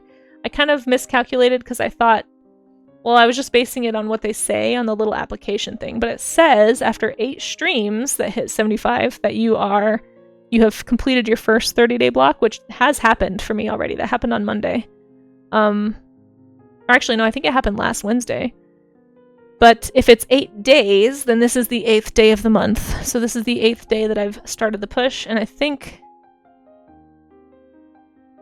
it makes the 8th day actually of... Or no, wait, this is the 6th day of the push. But it has been 8 days of streams that I have had over that average because I had a few in May that were up over 75. So we're just counting it, I think, May 19th. I think May 19th was the first stream that hit the 75 average over and got me thinking about possibly actually pushing for partner. Because up to that point, my stream average was around 40 or 50. Which is still, I'm very grateful for, but just not close enough for me to feel like I was ready to push, you know? Anyway, ramble. It's Paradox Moose, it is not my birthday. It is not my birthday. Spreading lies. But welcome in, Moose. Thanks for being here. Sketch hike does sound fun, right? I'd love to do that, Rao. Yeah, it'd be super fun. And I'm also not partnered yet, so... Oaks, what are you doing? Partner, oh my gosh, Oaks, you are too nice. You've already, here, before you leave, Oaks, I want to show you the orb. Do you want to see the walrus orb? So Oaks, you've already done so much, and I went back and double checked. You did ask me not to color it, but if you would change your mind, here is your walrus orb. I'm gonna zoom in on it for you. Let me know if you want me to color it. I hope you approve. I hope you approve. But I'm happy to color it. You've already gifted 5 subs as well, so it's definitely eligible for color. If you'd like me to add anything, since you just did a resub, let me know if I can add anything or change anything to your orb. It's an incredible kaiju. Yeah. I hope it's orby enough. I wasn't sure, but I tried. Yeah, he's completely burning the city. Can you zoom out? I will in a second. Yeah, sharing. I just wanna show Oaks. I don't know, he may have already had to run. But Oaks, I hope you see it. I'll screenshot it and put it in your Discord. The Tusk Papa would most please and place a star upon the fridge of existence. Is the Space Walrus gonna print this out and put it on his space fridge? Aww. Let me know if I can change or add anything, Oaks. Or if you change your mind and you want color. But I hope you're pleased with the destruction of the city as well. A little extra detail I added because you were so generous. And thank you again for the resub. Screenshotted. Okay. For those who aren't following Professor Oaks, by the way, you absolutely should be. If you haven't made it to one of Oaks' streams, there's a very large space walrus in the intro. The whole stream is such a good vibe. I love it. I call him Space Mufasa because it makes me happy. But yes, here is the whole thing, and it's also in the Discord right now too, sharing. I haven't finished it. I did have a lot of fun drawing this Muppet. Dangerous Buttons wanted to be a Muppet. I hope you guys like the Muppet polls. It made me laugh a lot. I was working on this while I was lurking on Oaks last night, actually. Anyway, but I still have quite a few to do, so we're going to be working on these more this afternoon. And then if I finish the list this afternoon, I'm going to do some emotes this afternoon as well. So we still have, not everyone's in here, so if you don't see yours, don't worry, you're probably on this list over here. But hopefully by this afternoon, we will be able to have the Kaiju and Subzoo finished and completed. But there you are. I'm glad I could show it to you, Oaks.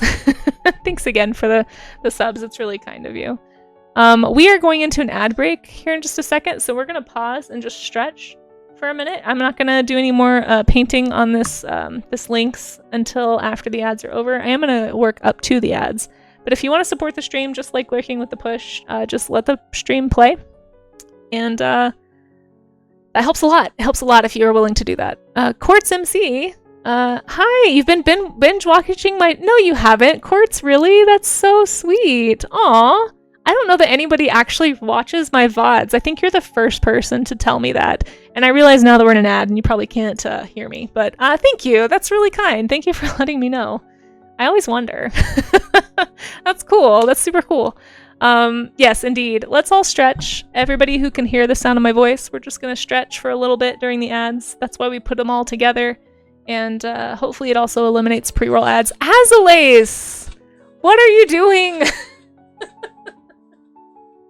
During an ad break even, my gosh. Or can they see? That's true. They might be able to see me. Azalace, 10 subs and you started a hype train and we're already at level 4. Oh my gosh, you guys. Okay. Azalace, before you leave, one, I think you donated before. Who is doing a thing again? Or is it just broken? Professor Oaks. Oh my gosh, you guys. Professor Oaks, thank you so much. Would you like to gift that subdoodle? If so, are you gifting it to Quartz? Let me know. And I'm happy to write them down for the subzoo if they want to be. Azalace, you incredibly generous human, you have just triggered, because you gifted 10 subs at once, you have triggered a sticker giveaway.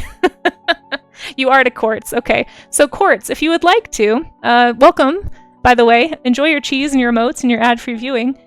You can be in the Kaijun subzoo. So if you'd like to, you've been gifted a subdoodle by Oaks. Let me write your name down and let me know what kind of monster you'd like to be. And if you missed it before, I wanted to say, Quartz, thank you for letting me know that you watched the VODs. I actually have always wondered if people even watch those. So thank you. I'm honored, honestly. Hey, Kodali.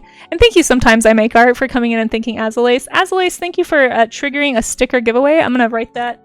I'm going to say Azalace has triggered. And Azalace, I have your subzoo doodle written down, but if you want me to add anything to it, let me know. Has triggered a sticker giveaway. We'll do it after the ads. I'm just telling you guys what I'm typing. So thank you, Oaks and Azalace, for starting a random hype train during my ads. Oh my gosh. And you've gifted 5. Okay, Azalace, I don't even know what to do right now. Azalace, that's really, really generous. Thank you so much for that hype. That means a lot. So I've already got you written down for a sea slug kaiju. Is there anything I can add? An equine related one. Sure, I could do like a giant equine. I'll design you one if you want, Quartz. Yeah, let me write you down. Thank you guys for this hype. Holy cow. If we reach a level 5 hype train, so wait, did we just reach a level 5 or are we working on a level 5? I don't actually understand how hype trains work still. Like, I get really confused with the things that Twitch says. Are we on a level 5? Or did we just complete level 4? I don't know. But if we hit level 5, we also do another giveaway. So if we are at, or if we get to, we will do a giveaway. So that's one sticker giveaway. Azalace, please let me know if you would like to add anything to your doodle. And Quartz MCC, thank you so much for popping in. And thank you again, Oaks, for the gift. And thank you, Azalace, for gifting so many subs. Oh, you got one for Gingy Beer and Hive and SRD. Oh, I know so many of these names. Well, enjoy your subs, guys. Enjoy your flailing carnivores and your lack of ads. And thank you all for lurking. I think it tends to gift to lurkers. I'm not totally sure if that's true. We're going to say an equine. Oh, posture check. Thank you. Yeah, because we didn't stretch during the ads. Azalace, once again, that's really, really sweet of you. Thank you so much for your random generosity. Cass! Alright, Cass, would you like to be in the subzoo? Let me know what I can draw you as, because you just gifted 5, it looks like. Thank you. I think there's like a discount right now going on if you gift more than 5 at once. I don't know what it is, but thank you. Cass, can I please put you in the subzoo if you would like to be? You're paying it forward. You really paid it forward a lot. Are you in here? I don't think I have your name written down. Let me know if you'd like to be in the subzoo, and if so, what kind of kaiju you'd like to be. I can design you one like I'm doing for Quartz, or if you have a movie monster in mind. I know Bigfoot hasn't been taken, or excuse me, King Kong hasn't been taken yet. And there's quite a few other Godzillas that haven't been taken. So if you can't think of a kaiju and you want to pick a Godzilla one, we completed level 5. So we are going to have 2 sticker giveaways after the ads. I think they just finished. Sorry, I'm catching up. Okay. But yes, you get a colored kaiju if you would like one. So just let me know if you have a monster in mind. Oh, thank you, Microwave. And that reminds me, actually, if you want to be eligible to win the giveaway, you do have to be a follower. That's all I ask, but it is open to everyone, whether you're a sub or not. So yeah. Aw, I'm glad you got one, Septic. Custom art. Okay, so let me know what you'd like to be whenever you're ready. There's no rush. Holy cow, you guys. Can't believe you started Hype Train. Thank you. Okay. I will get to these this afternoon if I don't get to them today, but we are going to let the Hype Train play out. If anything else happens, I'll write it down. But right now, I owe you guys 2 sticker giveaways. You want to be, ooh, a Nasutoceratops. Yeah, that'd be fun. I'd love a giant dinosaur. Let's see. Nasu. Is this your favorite Triceratops? Or Ceratopsian, I should say. Nasutoceratops. Okay, cool. That's awesome. Would love to. I can definitely do that. Your cat keeps trying to activate your sticky keys. It does happen. Asleys, thank you again so much for helping with the hype for the push and just being so generous in general. You guys have completely floored me this month. Like, the sub-zoo is going to be so large. But it's also a lot of fun. Like, look at all these kaiju. Oh, I did one for Nerduino. I don't think he actually picked one, so we just did Spaceman for him. BJ, thank you. That's really, really kind, BJ. I hope you know you don't have to do that, but I'm glad. Thank you. I'm glad it got to you for the cute sketch that you got. Thank you for the bits. It's very kind. For anyone who's interested in getting sketches from me, like BJ, there is a tier of my Patreon where you get a sketch in the mail. I'm actually sending the ones out for this month. I've got them halfway done, so they're going to be going out hopefully this week. I want them to be on time this month. They were a little late last month, but yeah, if anyone's interested, I do just like usual little animal doodles as a thank you in a little note card. They are going to be transitioning to postcards, like art postcards in the future. So yeah, gosh, I don't even know. I feel like if we hit another Hype Train level, maybe we'll do another giveaway. I'm not sure, but I owe you guys 2 giveaways. So let me grab the stickers and we'll do the giveaways. So don't go anywhere if you want to enter. Don't enter yet either, because I haven't started it yet. Parasaurolophus is your favorite dinosaur. Excellent taste. Yes, we have Parasaurolophus emotes too. I don't know if you've seen that. If anyone's a dinosaur fan, I don't have a ton of dinosaur emotes, but I do have these and the flailing Carnotaur. There's Flail and Panic. Those are both Carnotors. So let's grab the stickers, and I'm going to set up Moobot to do the giveaways. We have 2 giveaways you guys have earned because of the $10 or 10 gift sub bomb and the Hype Train level that we reached. And we'll just say, I usually don't get this high on Hype Train, so I really don't know. Gosh, it's just already so much, but... oh gosh, who did a thing? What happened? Neolf, thank you. That's really sweet. You've been very generous. You don't have to keep doing that, but I appreciate it. Yes, they're basically the same. The Panic one has bug eyes. That's the difference. Okay, let me grab Moobot. We're gonna set up the giveaway, and then as soon as the Hype Train is over, we will start the giveaway. I'll just go ahead and say if we do make it to the next level, if we make it to level 7, then we'll do another giveaway. Maybe we'll make it even like one of the 5x7 giveaways, because that's a pretty high Hype Train. We don't usually get that high. I think normally if I have a Hype Train, it's like 2 or 3. So I have these little 5x7 prints. We'll just say level 7, 5x7. That makes sense. That's easy. So in the future, we'll just keep that in mind. But thank you guys for that level 6 Hype Train. It's really kind. Okay. Oh, I'm sorry to hear that, Moxie. Okay, let's see.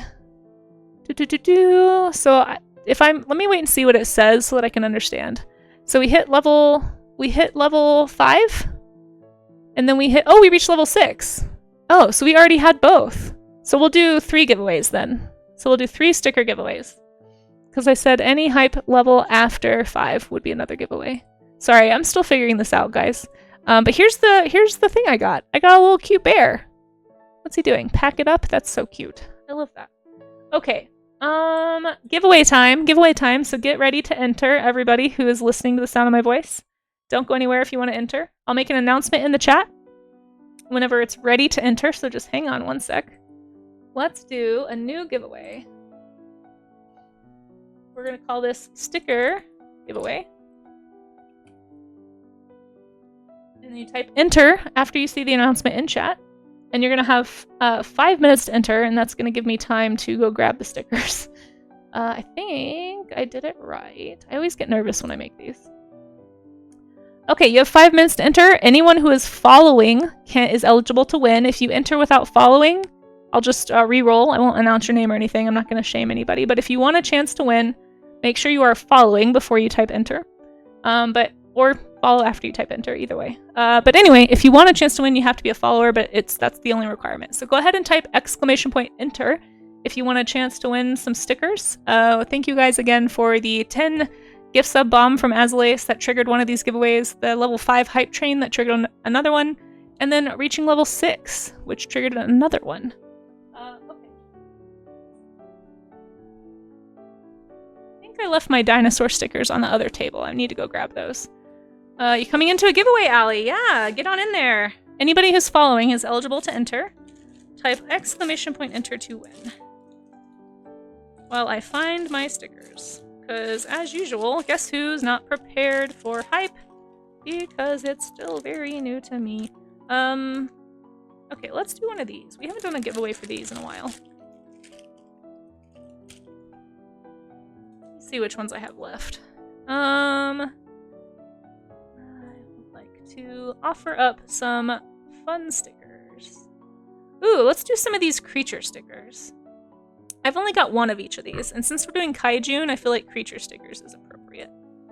So, oh, here's a Godzilla one. Oh yeah, we could totally do that.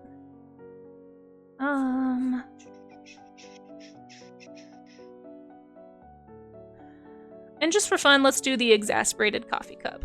I don't know if anybody will actually want that one, but I think it's funny. It makes me laugh. So here are the sticker options for the giveaway. If you want to enter, you just have to be a follower. Hey, Nick Rose, welcome in. Okay. Here are your options for the first sticker giveaway. We can do these again for the second as well. We have a Kaiju, a Godzilla sticker. It says kill him with fire. Little burning village in the background. These are relatively old, and I'm probably not going to make any more of these. This is actually one of the first sets of stickers I ever made. I thought it was funny, but I don't know if other people will. But I have like 5 left, and I'm probably not going to make any more. So if anybody wants this one, sorry the red filter appears to be up or something on my camera for some reason, so it's like more red than it's supposed to be. Why isn't it focusing? So this is one of them.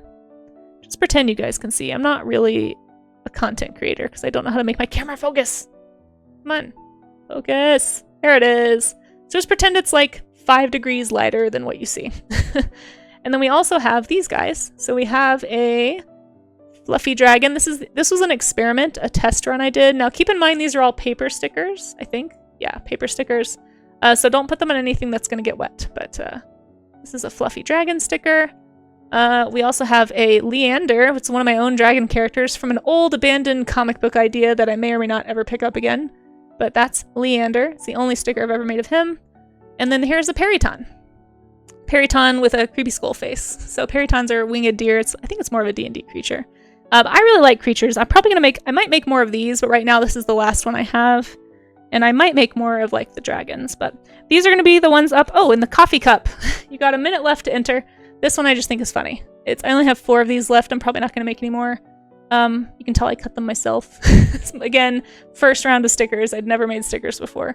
But it just is a tired coffee cup saying it's too early for this, and you can totally cut off the web address at the bottom if you want to. But anyway, these are the ones that I have up for the first giveaway.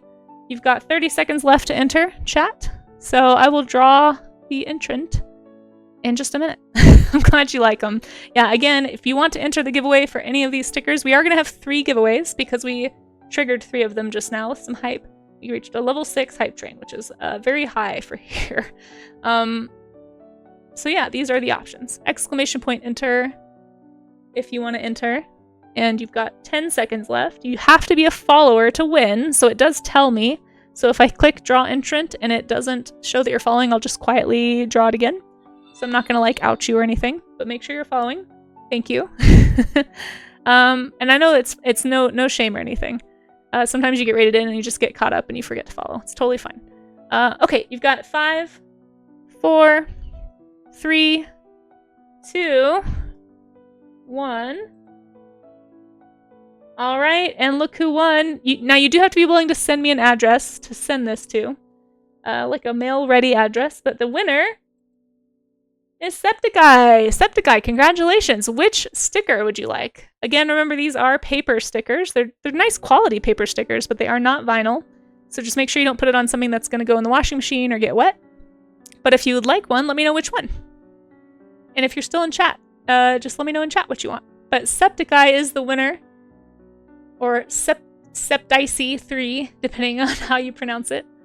Yeah, congrats. You can choose either the Fluffy Dragon, the Periton, and we'll do 2 more giveaways, so don't worry. The Godzilla. Yeah, the Green Dragon. Or the Coffee Cup. Which one would you like? I need to be more professional and like have a little display ready to go with these, but listen, you guys know I kind of fly by the seat of my pants here, so which one strikes your fancy? Let me know, and I'll put a little sticky note with your name on it, and I will get them in the mail this week, probably. Along with some other things I need to put in the mail. So, Fluffy Dragon! Alright, that's the only Fluffy Dragon I have of that one, so it's coming your way. I'm going to write your name on it. Congratulations. I'm not going to write it on it. I'm going to put it on a sticky note, but this one is going to Septic. And then, yeah, just DM me or actually whispering on Twitch is probably the fastest way. If I'm looking for a whisper, it's easier for me to find it, honestly, on Twitch. If you're comfortable with that. If not, a Discord DM is fine. It's just sometimes I miss those because I get a little overwhelmed with spam on Discord. Okay, so I've got your name on that one. We're going to do another giveaway, so if you didn't win the first time, don't worry. We're just going to leave it. So I'm going to say you accepted. Congratulations. So you have been the winner. So you have accepted it. So we are going to set another timer for 5 minutes. If you have already entered, you don't have to re-enter, but you can if you want to. If you just want to make sure, but go ahead and type !enter because we are doing another giveaway. So I'm just assuming everybody who's here in the first one is still here. And we're going to say, because we just lost one of the options, you're going to still have these same options. You've got the dragon, the Periton, the coffee cup, the Godzilla, and I'll add another fun one if I have any left of this one. I don't know if I do. There's one that I have that I feel like is really good for Twitch. I don't know if I have any left though. I may have already sold the last one. Oh no, there are a few. There are a few left. So it's a Nosferatu sticker that says, "Lurking is my superpower." Also kind of a movie monster, so I guess it fits the theme. But I always thought this was funny. It's, again, a very old sticker, but these are the options. You've got Godzilla, Nosferatu, a coffee cup that is very tired, saying it is too early for this. Godzilla is burning everything with fire. And also the Periton or the dragon. So these are going to be your options for this round. If any of these strike your fancy. You've got 3 minutes left to press !enter. If you already entered in the first raffle, you are still on there. You should be. But if you just want to be extra sure, totally type !enter. You do have to be following. That is, for anyone who just got here, that is the only requirement. But it's not just for subs, it's not just for patrons, it's for everybody. So, oh, you should follow. Yeah, Dally, you might want to follow. But yeah. Looks like we have, yeah, 26 people in. Wow. But yeah, stick around. I'm just going to say if you already entered, it's easier if you guys don't have to keep typing exit. You want out, Raga? You want out? Raga, if you win, I can skip you. And these are available worldwide, by the way. I can send these worldwide. I have international stamps. They're not that expensive, so it's fine. I do not mind. So if you are sitting out just because, if you're sitting out because you think it's not open to people outside of the US, hop in there. It's open to everybody. It's too early for this. One more time. You got 1 minute left. Godzilla. A dragon. A green dragon. A Nosferatu, who is saying that lurking is his superpower, which is very appropriate for those of you who are lurking right now for the partner push. I appreciate you. And then the Periton.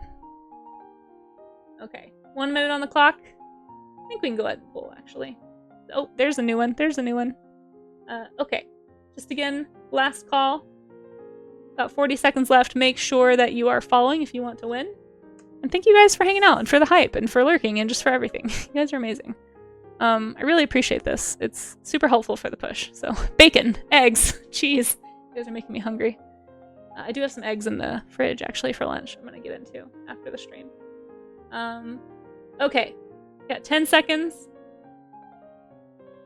5, 4, 3. Last call. 2, 1. All right, the winner is following, and it is Miss Art Rules. Miss Art Rules, congratulations. Which one would you like? Would you like the Periton, the Dragon, the Zilla? You want the Zilla? Okay, Zilla's coming your way. Now, I do have an extra Zilla, okay? So if you wanted the Zilla, it's going to be in the last running as well. Okay, so this one's going to Miss Art Rules. Thank you for entering and for hanging out. Let me grab one more Zilla. Last call. We're going to do a 2-minute timer on this last one because I feel like we've been giving people a chance to enter long enough. So if you're just popping in from work and you want to enter the giveaway, just make sure you're following and then type ! Enter. But we're going to do one more. We're going to do one more, okay? So Miss Art Rules, I think I have your address, but I'll let you know if I don't. All right. So again, you got 2 minutes on the clock. Something about being a skull for a face. Yeah, I really like that too. So if you want to enter, type ! Enter. We have, oh my gosh, it will never focus on Godzilla. It's because the camera is scared, I think. Kill him with fire, Godzilla, burning up the town. So we have another one of these. We've got the Periton. It's a winged deer creature. We've got the dragon. It's Leander, one of my dragon characters from olden days. A tired coffee cup saying it's too early for this. And a Nosferatu, admitting that lurking is his superpower, which is applicable to all of you who are lurking today to help with the push. I appreciate that. So these are the options. You've got a minute and a half left to enter if you have not already entered. I did redeem it. Yes, those are rules. Okay. Type ! Enter and you must be following, but you don't have to be a sub, and you can also be outside of the country. It's okay. These are very cheap to send through the mail. I have little envelopes I put them in. It's just the cost of a stamp. It's not a lot. So there is no shipping involved. You don't have to pay me. It's just like a fun way to say thanks for the hype. The hype train covers the cost of shipping. So please don't be shy about entering wherever you live in the world. You got 40 seconds left. ! Enter. Hey, welcome in everybody who's popping in out of lurk. Hey, Tatty, good to see you. If you want to enter to win, ! Enter anybody who wants to get a sticker from me. These are the options. Again, bunch of creatures in honor of Kaiju, and then of course just a tired coffee mug. But again, these are paper stickers, so do keep that in mind. Taxpayers cover the cost. Yeah. Yes, thank you again, Azalea. Seriously, I really, really appreciate that 10 gift sub bomb. That was very unexpected and super kind. Yeah, you guys are like paying for my you guys have basically paid for my rent this month. Like it is, I've never had that kind of support on Twitch. It is crazy. So it takes off like a huge financial burden, believe it or not, and kind of frees me up to get some other stuff. So this is the least I can do, honestly, to say thank you. For a lurking sticker, I know, right? That's kind of why I picked it, because so many of you guys are lurking, and maybe it can remind you of the push, you know? Happy tears. I've only done happy tears one time on Twitch. It's I tend to be a very private crier. That's not a challenge, by the way, but I am feeling very overwhelmed. Like, it takes me about an hour to calm down after a stream when people have been generous, because I just like, my brain is just like broken. Okay, we got 20 seconds left. ! Enter. You must be following. No, that's okay. It's not a challenge. Please, it's okay. I don't want anybody to feel like they ever have to sub. It's just something that I'm very grateful for, and I just want you guys to know that. ! Enter in 5, 4, 3. Ricky! 2, 1. ! Enter. All right, the winner is a follower, so they are eligible if they'd like it. What's happening? Bill Nash, you donated to the Cheese Fund. Thank you. Loch Ness Marvster, you have won the giveaway. And Ricky, don't go anywhere, because you have also just gifted 5 gift subs, and now you are eligible for a colored kaiju, if you would like. Thank you so much. Loch Ness, which one would you like? One more time. We have the Godzilla in honor of kaiju. You have the lurking Nosferatu, saying lurking is his superpower. Thank you, Nathan Pride, for coming in and thanking. It's too early for this coffee mug. You guys, Tad, my goodness, you guys are too kind. Okay, and then of course the dragon and the periton. So which one would you like, Loch Ness Marvster? Let me know, and hopefully just whisper me your address if you or any address that I can send this to, in the mail. Here on Twitch, that would be the easiest way for you to get me your information. I haven't done it yet, Azalace, but it is on the list. We are going to do a catch-up stream this afternoon, or I'm going to try and finish the Sub-Zoo. I did add a bunch yesterday, but I didn't quite get through. Didn't quite get through the list. Did I miss Marvster? Name and Fluffy? And you wanted me to just pick a random sea slug dragon, right, Azalace? Or did you want it to look more like a sea slug? Yeah, paid for some art today. You've done a lot to help motivate. Aw, Ricky, that means a lot, actually. Happy to show support. Well, thank you. Thank you for saying that. I really, really appreciate the support. And Ricky, what kaiju would you like to be? While I'm waiting to see what Marvster wants. Again, Marvster, these are the options. Loch Ness, let me know what I can get you. The Godzilla. Okay, I missed it. Sorry, you did let me know. I'm just illiterate. Okay, let's get off this giant face screen. So yeah, here's the kaiju zoo. Ricky, what would you like to be? And then Loch Ness, if you don't mind whispering me on Twitch, just any kind of an address. It could be a P.O. box or something. But some address that you know is secure that I can mail this to you. Loch Ness Marvster got the kaiju. Miss Art Rules got a kaiju. Or I should say Godzilla. And I also have a dragon for Septiceye. So hopefully, let me know if I got any of that wrong, but all of you guys make sure I have your address. And yeah, that's thank you. That all happened because of the generosity of the community. So thank you guys so much. Thank you, Bill Nash, for the bits, and Tatty Bate for the bits too. I really appreciate you guys hanging out. Ricky, there's no pressure either, but I'm just letting you know, since you did gift 5 subs at once, that means you get a sub doodle. If you don't want the doodle, you can gift it, but you get a colored sub doodle for doing that. So thank you. I am going to write your name down, but let me know if you want to claim it at any point. Take your time. I can also design a monster, like if you don't know a monster that you want to be.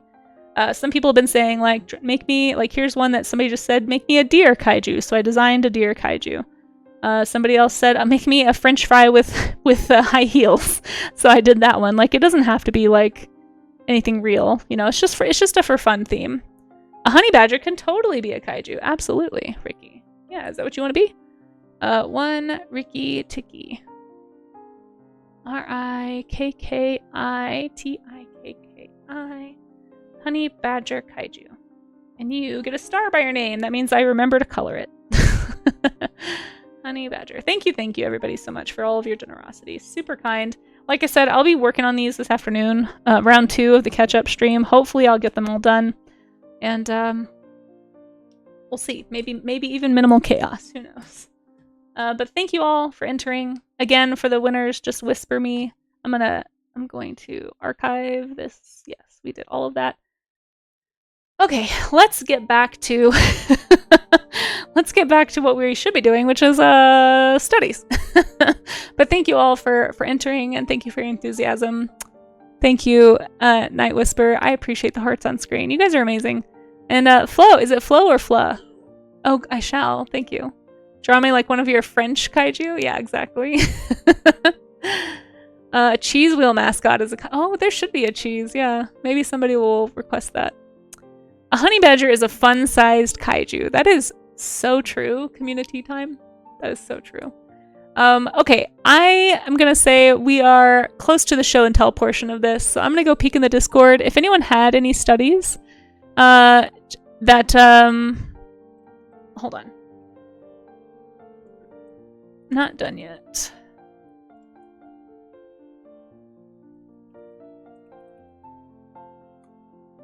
Okay, just for any clarity there, in case people think that they got skipped. Okay, let me just check and see. Oh, we do have quite a few in the art gym. Okay, so maybe we'll just wrap it up. I'm going to say 5 minutes. I'm going to say 5 minutes to get your studies in the art gym section of the Discord or over on Blue Sky. Let me check. Usually people don't post on the comments there, but if somebody did, I want to make sure I don't miss it. Okay, it looks like a no, so that's totally fine. I just like to give options because not everybody wants to join another Discord, which I totally understand, and I don't want anyone to feel like they have to. But yeah, wow, thank you guys for all the support and the shares on the post today. That means a lot. It helps get more eyes on the channel. So we'll be doing another stream this afternoon too, so don't worry. Okay, let me just at least finish the like little painty details here, and then we're gonna look at everybody else. Yeah, not a flustered pro for sure. Okay. Oh, these look great. You guys did such a good job on these studies. Aw, it's such a fluffy study session today. Okay. You joined so many Discords. Yes. Rao, same. That's why I always tell people, like, you don't have to join the Discord to participate in the art gym, even though a lot of people do. Like, it's totally not expected. If you want to come and go, that's fine too. I'm not going to be offended if people hop in and out of the Discord. Like, I totally get it. As somebody who is just, like, struggling along at capacity on Discord, like, I literally have hit the cap that you can have for a free account. Like, I'm at 100, and so anytime I need to join a Discord, I have to like quickly shuffle through and be like, okay, crud, like which one, like, because I'm in all of them for certain reasons. Like, I'm even in a few support Discords that are like helpful, like tech issue Discords. I'm like, crumbs, I can't leave that one, and I got a lot of artists that I want to keep in touch with, and so I don't want to like. It's so hard to know which ones to stay in and which ones to leave, but yeah. I think I might actually be at 99 because I don't have time to keep going through all of the Discords, and so I've left one that hasn't been very active, and I'm just kind of leaving that space open because sometimes to like submit for a contest or to, if I do get Twitch partner, there is a partner Discord, so I want to make room and make sure that I don't have to leave any to be able to join one. So I'm just kind of at capacity, unfortunately. So if anyone's ever sent me a Discord invite and I didn't join, please don't be offended. I'm just literally at the max. Like, I can't join anymore. And again, that's why I tell people, like, no pressure. I understand. It is very hard. It's amazing, especially on Art Twitch, like you said, how quickly the Discords pile up. Like, everybody has one and you want to be in all of them and you just can't without paying Discord. And some of us don't want to pay Discord for that. So anyway, all right, I've got 2 minutes left on this study. Last call. If you have a study, if you just got swept up in the hype and you forgot to submit your study, feel free to either drop a link in the chat if it's work safe, or post on Blue Sky, or post in the Discord, and I will be looking around to share those on stream. And then if you are a streamer, just let us know and we'll be happy to shout you out. Give you a little bit of hype. Because art Twitch is amazing, and Twitch in general is amazing. And there's a lot of people who don't stream art that also participate in the art gym, and if you stream, even if it's not in the art category, please let us know. We would love to point some folks your way. Okay. I'm gonna say this is mostly done. It's probably as far as I'm gonna get on this today. Because I have got to do a bunch of stuff before my afternoon stream, so I'm just gonna do a little bit of texture detail, and then we're gonna probably just call this one done. We also have a stream share section in the Discord, though, for anyone who is a streamer. Don't be shy about posting in there every time you go live. Like, as long as you're not posting like 6 times a day. Like, we don't want to make it spammy, right? To like, because then that will discourage people from looking in there. But, you know, if you like every time you're live, if you're like me and you go live twice a day, that's okay. You know, just share when you're live so we can come support if people are looking for a place to hang out while they're working or something. It's always nice to get to know more people in the stream community. And if you are a streamer and you're just getting started, go meet some streamers. That's a great place to start looking for people you already know who stream, you know? Just a good way to get plugged in. That's kind of what Twitch is all about, is what I've learned. Okay. I'm gonna say, we're just gonna, even though it's not totally done, we're just gonna call that done, because I don't have time to finish it. Let's go ahead and look in the Discord. Make sure that everything is work safe one more time. Looks good. Okay, let's show this here on stream by starting right where I left off yesterday. Yesterday. And thank you all to anyone who is lurking still. I do appreciate that. So we did seashells yesterday, so anything below mine from yesterday is what we'll look at today. And then if you're still working, please don't rush. Like, if you just got here, you just found out about the art gym, we do this every single Monday, Tuesday, and Wednesday, okay? So don't feel like you gotta rush. I want this to be helpful for you. So take your time. We're gonna be doing it again on Monday, and we'll talk about what we're doing on Monday then, but you never have to do the theme of that day. You can always do any kind of study. So we're starting off with Clem here. Some lovely seashell studies. I can't say that word. This is fantastic form study. Do you guys see all these shapes? Like, I feel like your attention to contours has really paid off, Clem, because these all look super, like, holy cow, like, look how dimensional this one looks, especially. just like studying boxes and studying shapes and thinking about things as having form, I feel like it's really paying off for you. Yeah, these look really great, Clem. It's been really fun watching your journey of like going through the art foundations, and wow. Man, look at this one too. Like, really good job on the foreshortening of this stuff. You can tell that Clem is thinking about proportion and dimension with these. Man, these are some complex ones that you did here. I like that you broke them down into different types of shapes too. That's a really good way to do multiple studies of the same thing. And basically it's like a twist on doing different kinds of mark making. So that's another really good way to train your brain. To like, even like forcing these boxes to point in the direction that they are turning. Do you guys notice that? You guys see how this is the way it would be turning, and that's how Clem drew the boxes? Like, thinking about form, thinking about dimension. Great way to do it. Yeah, really good construction on the shells. And these are some complex shells too. Like, this is a very organic seashell shape.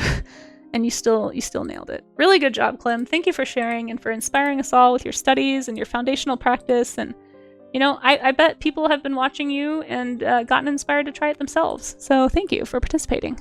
Yeah, super cool. I do it 24/7 a few years from now. Wait, do what? Mess up? That's okay. Ray of Sun. These look lovely. Some more horse studies.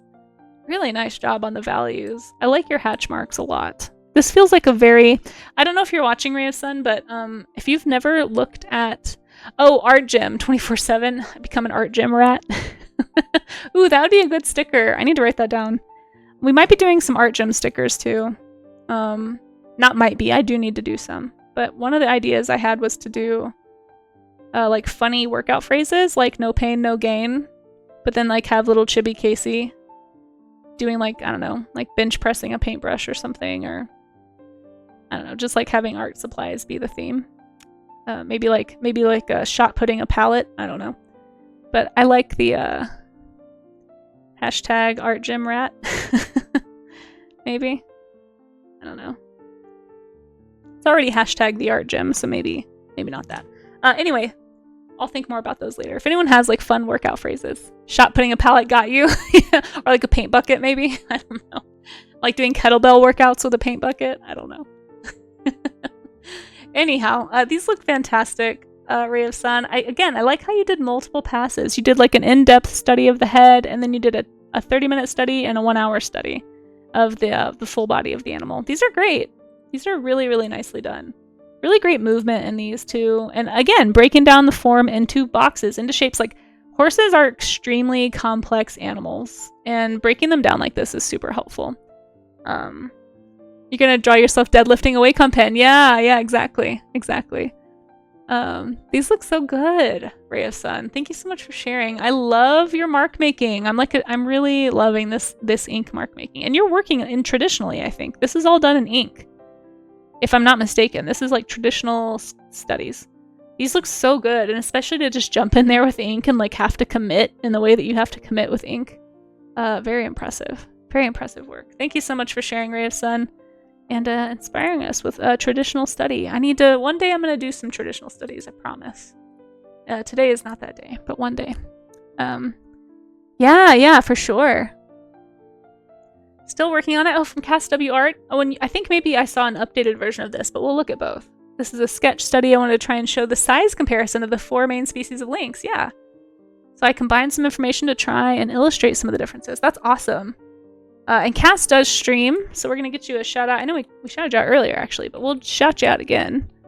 Make sure you go follow Cass W Art. I told you guys, fantastic animal art. If you're an animal nerd and you want to hang out with somebody who knows a lot about animals and is really into conservation and education about animals, go check out Cass W Art. They've been releasing a monthly like animal celebration awareness day thing on Blue Sky, which has been really helpful. It's actually how I found out about International Lynx Day, for those who missed it. So go check out Cass W Art. Yeah, these are cool. These look so good. Really nice job showcasing the difference, for sure. I love the giant feet of the Canadian lynx. And you got the scientific names down there, and the common names up here, and spotlighting the ones that are vulnerable, the Liberian lynx. Ah, so sad, but glad it's not endangered, but, you know, we want to protect these critters, and it's good. That's why awareness days are good. It gets you thinking about animals that you maybe wouldn't have known about otherwise. Lovely, lovely. I'm looking forward to seeing the colored version. Floofy feats indeed, yeah. Moving down to Good Right Hook. We have some lovely studies. A great skeletal, like brushy skeletal study here. Nicely done. Really good proportion and movement and like kind of the spine and everything. And then we've done multiple iterations of studies of this one. Very nice. These look great.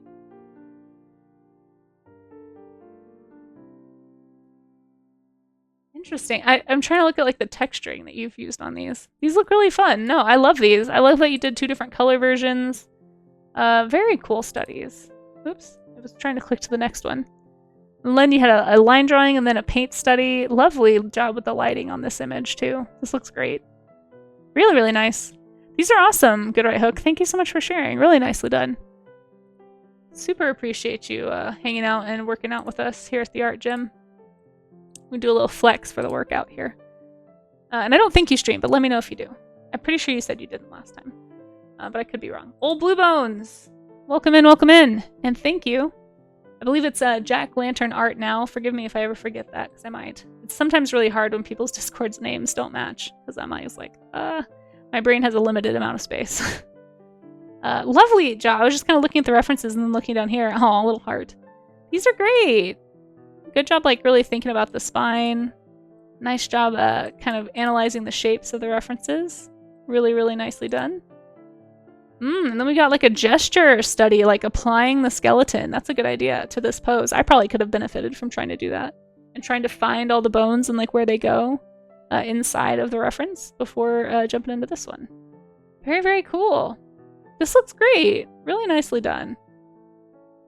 Really, really nicely done. The little face shape is really nice, a little bit stylized and very cute. These are great. Lovely job, Jack Lantern Art. I appreciate you being here and helping out and being in chat by lurking and then just participating as well. Super cool of you. And lovely studies also. Yeah, I know, right? They look great. It's always fun to see how... That's part of why I always say, like, you don't have to share the reference, but if you have the reference, it's sometimes nice, because then we can see, like, what you were doing and, like, how you worked from the reference. Very cool. But again, it's not required either. It's, yeah. It's just more for us to see how you stylized, if you did, or what kind of things stood out to you from the reference. But lovely, lovely studies here from Fox Confessor. Hey, welcome in, welcome in. Fox... Remind me if you stream. Or I'll just squirrel at you. That's fine too. Enjoy your jump scare, Mayor of Canada. Yeah, this looks great. Really nice job with the skeletal study. Oh, I really like the, you really nailed the expression here on this Lynx. Really, really pretty. And I like that you did the little bit of white for the snow. Kind of got that rim lighting in there a little bit. Very, very pretty. Yeah, there you go. You didn't know it was that much smaller. Yeah, it is. I didn't know that either, Charlie's Dragon. It's very cool. Let's see. Links are on the top of my list of, but why fringe shaped? Yeah, I can totally see that. No, these look great, Fox Confessor. Thank you so much for participating. I'm not seeing you. Oh, there you are. You don't stream. Okay. I just wanted to make sure. Sorry to call you out of lurk. I'm always worried I'm gonna miss somebody who does stream, but I'll just say, like, let me know or let us know in chat if you do stream. Otherwise, I'm gonna assume you don't if we don't already know. That might be easier, honestly. That way if people can lurk and they don't have to, like, run to their keyboard. But these look great. Thank you so much for participating and for hanging out. I really appreciate you. Amaze. We have one from Amaze. I do know streams, so if we have a mod who can shout out Amaze. Our mod, you know him. You love him. If you've been here before, you've seen him for sure. Go follow Amaze. We convinced him to start streaming. He would say that I bullied him. I don't know if I'd call it bullying. But it was definitely a gentle persuasion for an extended period of time. But I don't think I was the only one either, because hey, he's doing great. His streams are great. He animates, he does character art, he does comic work. He does it all, and they're very chill streams. Good meat tunes in the background. Go check out Amazing Fan 15 if you aren't already. Amaze, this study looks fantastic. You really did a great job with the depth of the face. Like, it does not feel flat at all. It feels extremely three-dimensional. Really good job paying close attention to that structure around the muzzle. Cat faces can be particularly tricky, I feel like, in that area. Spacing can be a little tough, but I think you did a great job. You know, I don't even think I would have noticed that if you hadn't said it, Amaze. I think you did a great job with this. It looks really nice.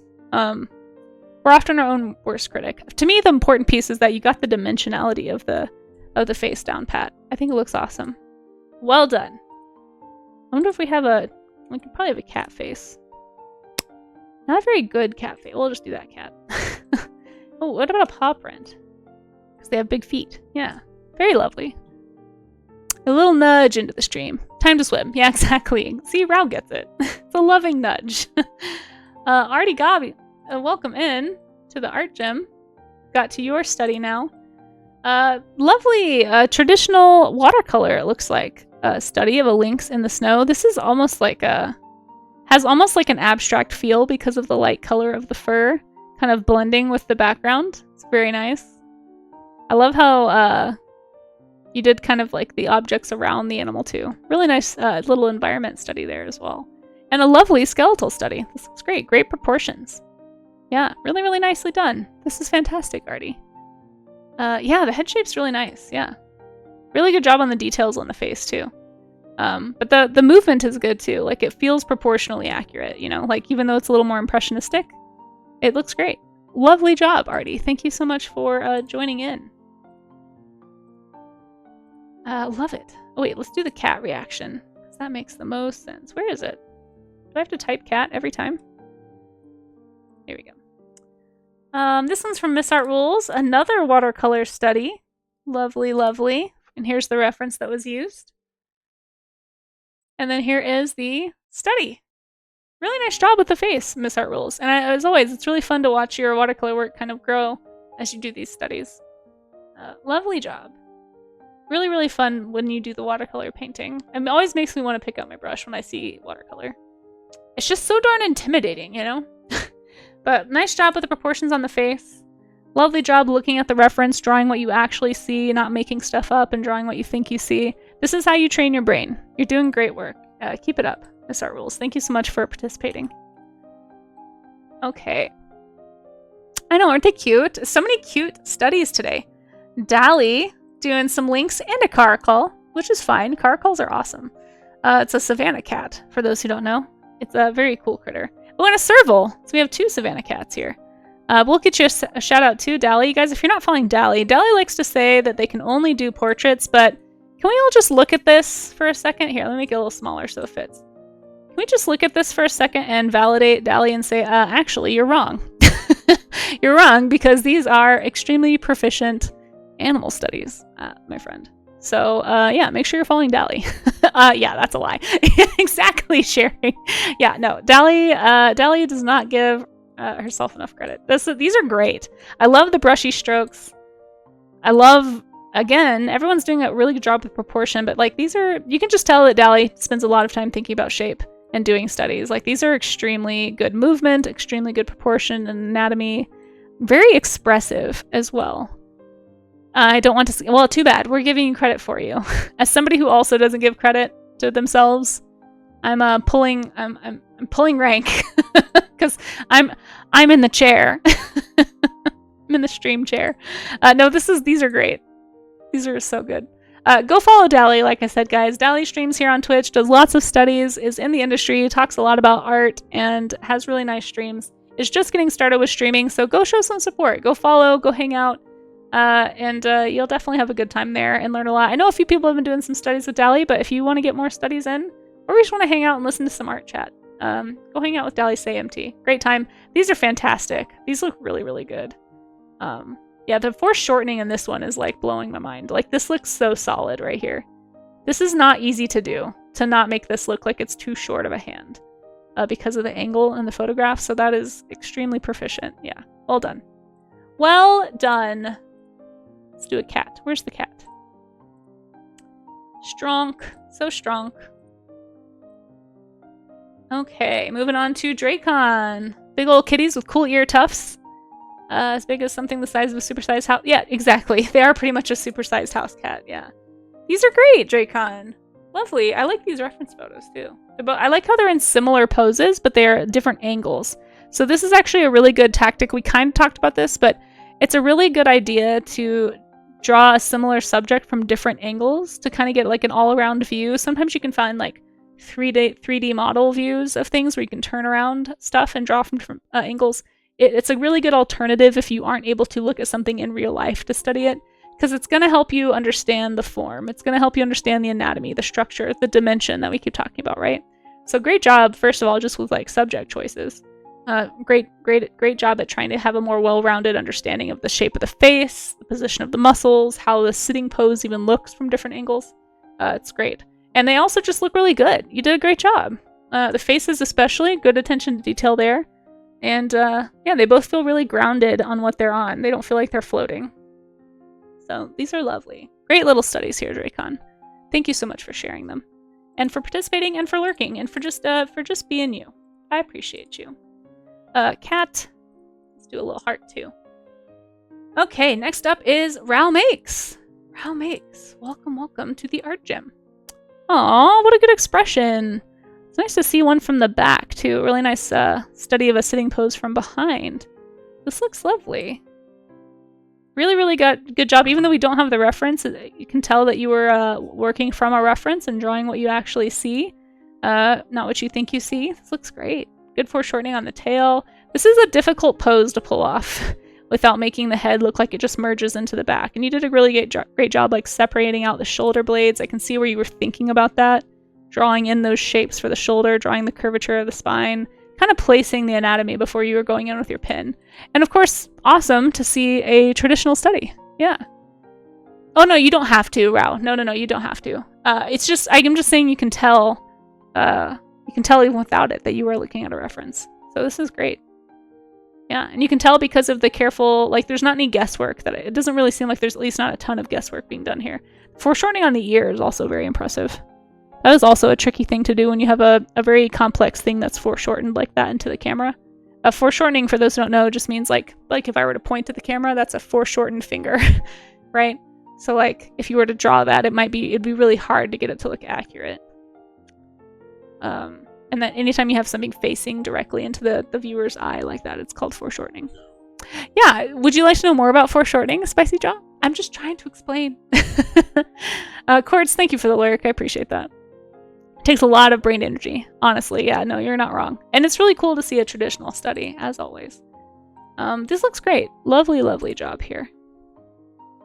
Yeah, cat faces are tough. Casey has inaccurate fingers. Yeah, they're totally messed up.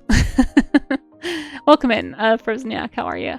Oh, and we have the colored version of this. The colored version. Thank you, Hive, for lurking, and thank you for coming in to say thanks for the sub. I hope you're doing well, Hive. Thanks for dropping by. I really appreciate the help with the lurks, guys. We are going to be wrapping up stream as soon as we're done with the art gym here. So thank you guys for hanging out for just a little bit longer. And then we're going to go find some other artists to raid into. So don't go anywhere just yet.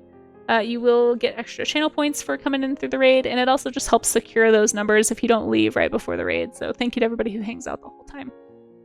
These look great colored too, CastW Art. We did just give you a shout out, so I don't know if it'll pop up if we do another one. But make sure you guys follow CastW Art. Fantastic studies here. I do love them. I also like that you kind of emphasize the color differences a bit. Just in a way that helps them stand out more too. So pretty. These look great. What program are you working in, if I can ask? I'm trying to figure out if I can even tell what it is. Maybe Procreate? Or... I guess it could be Clip Studio. I don't know. I don't know enough about the differences. These look so good. Yeah, I really like them. And I like how you paid really close attention to the slight face differences too. Some of them have longer cheek tufts than others. Some of them have longer ear tufts. The markings are in a little bit different places. So yeah, super cool. Didn't know what to show. Winter or summer coat. That's Photoshop. Oh, CS3. That's why I couldn't tell. That's an old version of Photoshop. Dang. I actually still have an old copy of CS2 because I paid for that, and that's mine. Dang it. They can't take that from me. So even if I lose my Photoshop subscription, I can still use CS2. Just extremely old. This is great. These look awesome, Cass. Thank you so much for sharing, and thanks for getting that shout out, Pyro. Yep. No, that's awesome. I haven't seen anyone working on anything like pre-CS6 in a while. That's fun. Well, thank you, Dan the BC Man. I appreciate you hanging out. Yeah, it means a heck of a lot, for sure. Okay. Yeah, thank you for the poosh, Rue. I appreciate that. Good Right Hook did another one. Small. I don't know who did that. That's very funny. I like it. Very small indeed. So cute. Look at the little shape painty study here. Really good job, like with using very few strokes to really capture the shapes as they appear in the reference. And I like that you did kind of a painty gestural study of the background too. Yeah, we needed a kitten for sure. Very, very cute. Lovely study here. We're trying to beat these ads, so I'm gonna go speed up just a tad, but I still want to make sure we look at everybody's. Especially if somebody only did one. I want to make sure we give them lots of screen time. Oh, this is great. This is from Dragonfire. Man, you guys are really nailing it with these skeletal studies today. Really, really good job with proportion and good attention to like the length of the bones in relationship to each other. Because that's really hard to do. This looks fantastic, Dragonfire. Thank you so much for participating. I love it. Yeah, really good stuff. Cass is an oldie, but Casey is even older. Probably. But yes, I definitely have an old version of Photoshop. I actually use the 2020 version on my PC, but I do, if I ever decide to cancel, I do have an old copy. I just don't know if any of my brushes would be compatible. It's the main reason I keep the Adobe subscription, is that and Print Prep. It's still one of the better ones for Print Prep for me. This is a lovely animated study from Yangularu, our very own moderator animator. Well, one of our moderator animators. Rue, this looks great. What Rue likes to do is go find YouTube videos and find a good study reference and then just like take frames from the video and use that as a way to study the movement of the animal, which is super hard. I feel like it would be really hard to do this and to keep it looking good. But this looks fantastic, Rue. If you guys want to go watch Rue do some animation, make sure you go follow Yangularu. Yangularu is actually working on a very cool project with bats. Has a commission to work on some animations for a bat documentary that is being produced right now. And I'm really excited to see more of that. She showed us a few of the early mock-ups and some of the finished work, and it's really exciting. So if you are into all that stuff, make sure you go follow Yangularu as well. Also just a very prolific animator, like has churned out so many animations. Like every month I'm just like floored. So fantastic stuff. It looks like the bat commission work is all done. Okay, cool. When does the documentary come out? You don't have to answer now, but definitely keep us posted. I would love to check it out when it's live and see see how your work got integrated. That's super cool that you got that gig. Very cuddly and huggable, yeah. Oh, there you go, Classic Calico, exactly. Well, thank you all for participating. Rue, this looks fantastic. Thank you all for sticking around for the, oops, I already did that one. For the whole stream. I will let you know in the Discord how we did on numbers, but I think we've been live long enough and held it above 100 long enough that it should balance out any low numbers from the first 30 minutes of the stream. So thank you again to everybody who got here right at 9. If you want to keep helping with the push, I am going to be live again this afternoon at 4. So if anyone's able to come back in about 4 hours, I'll be back live working on the sub-zoo. But first, before I forget, I'm going to screenshot my studies. I did 3 studies today, guys. 3 whole studies. So, yeah. Go ahead and, if I have a mod who wants to complete that prediction, that would be great. But if not, I will get to that in just a second. I'm going to screenshot this and put it in the Discord. So if anybody is still working on a study, just post it after mine, and then we'll show it for next week's art gym. Mine from today. There we go. So now we are all good there. And then, okay, let me just look really fast and see. So after this afternoon stream, this will be the 8th day of hitting over 75 average viewers. If we can maintain those views, at first I thought it was a good thing that I was doing 2 streams a day because I thought they were just counting streams, but apparently they're counting whole days. So I'm doing this on hard mode because of course, like I do most things, unfortunately, on accident usually. But because I have 2 streams a day, as you can see here in the calendar, this is available in the Discord if you want to check it out. Yeah, I do a stream in the morning at 9 a.m. and then I do it again at 4 p.m. So this afternoon, today, I'll be doing more of the sub-zoo. I'll be trying to finish the sub-zoo, and if I do finish the sub-zoo, the Kaijun sub-zoo, we're going to either work on emotes or some art gym stickers. So I haven't decided which, actually. I might have to prioritize the art gym stickers, potentially. But I'd like to get some more emotes done, too. So maybe we'll do both. I don't know. You guys, I always have bigger dreams than I have time, so we'll see. But anyway, if you want to access this calendar, it is available in the stream schedule section of the Discord. Oh, you can't even see that. Oh, and we're in an ad break. Shoot, I was trying to beat the ads. Okay, well, sorry about the ads, guys. We're going to take a little stretch break, and then I'm probably going to raid out right after the ads. But thank you all for hanging out and celebrating International Lynx Day with me. I appreciate that. Bigger dreams than I have time. Yeah, that's like the story of my life. I think that's a lot of us, though. You know, I don't think I'm unique in that. But let's do a quick stretch break since we're in the ads. That's all we do during the ads. We just stretch. So if you can hear the sound of my voice, this is your friendly once-an-hour reminder to arch your back, to unshrimp, to push those shoulder blades together and hold for about 20 to 45 seconds. That's usually what they recommend for like a good amount of stretch. And as you're holding, like really flex and like push the shoulder blades together. Yeah. Oh yeah, we will in the prediction. I'm sorry. I'll get to that in just a sec. Charlie's Dragon. Thank you. Yeah, stretch and hold. And this is going to help you by arching your back. You're kind of over-correcting any like hunching or shrimpage that you might be doing as you sit at your computer. And then you just, after the 20 to 45 seconds, you just relax. Oh, I didn't know that, Pyro. That's good to know. You can't complete the prediction if you participated. Wow, that kind of rules out some mods then. Okay, well, I'll end it. Here, I'll do that really fast. Let's see. I actually did not know that. You learn something new every day here on Twitch. Choose outcome. We did 3. 1, 2, 3. Count them. 3. Congrats to the winners. Whoever you may be. We're also going to do a little carpal tunnel stretch. So you can take your hand, point it at the ground, and then kind of pull your fingers toward your body gently, including your thumb. And that's going to be a really good carpal tunnel stretch for you. And then try it with the other hand too.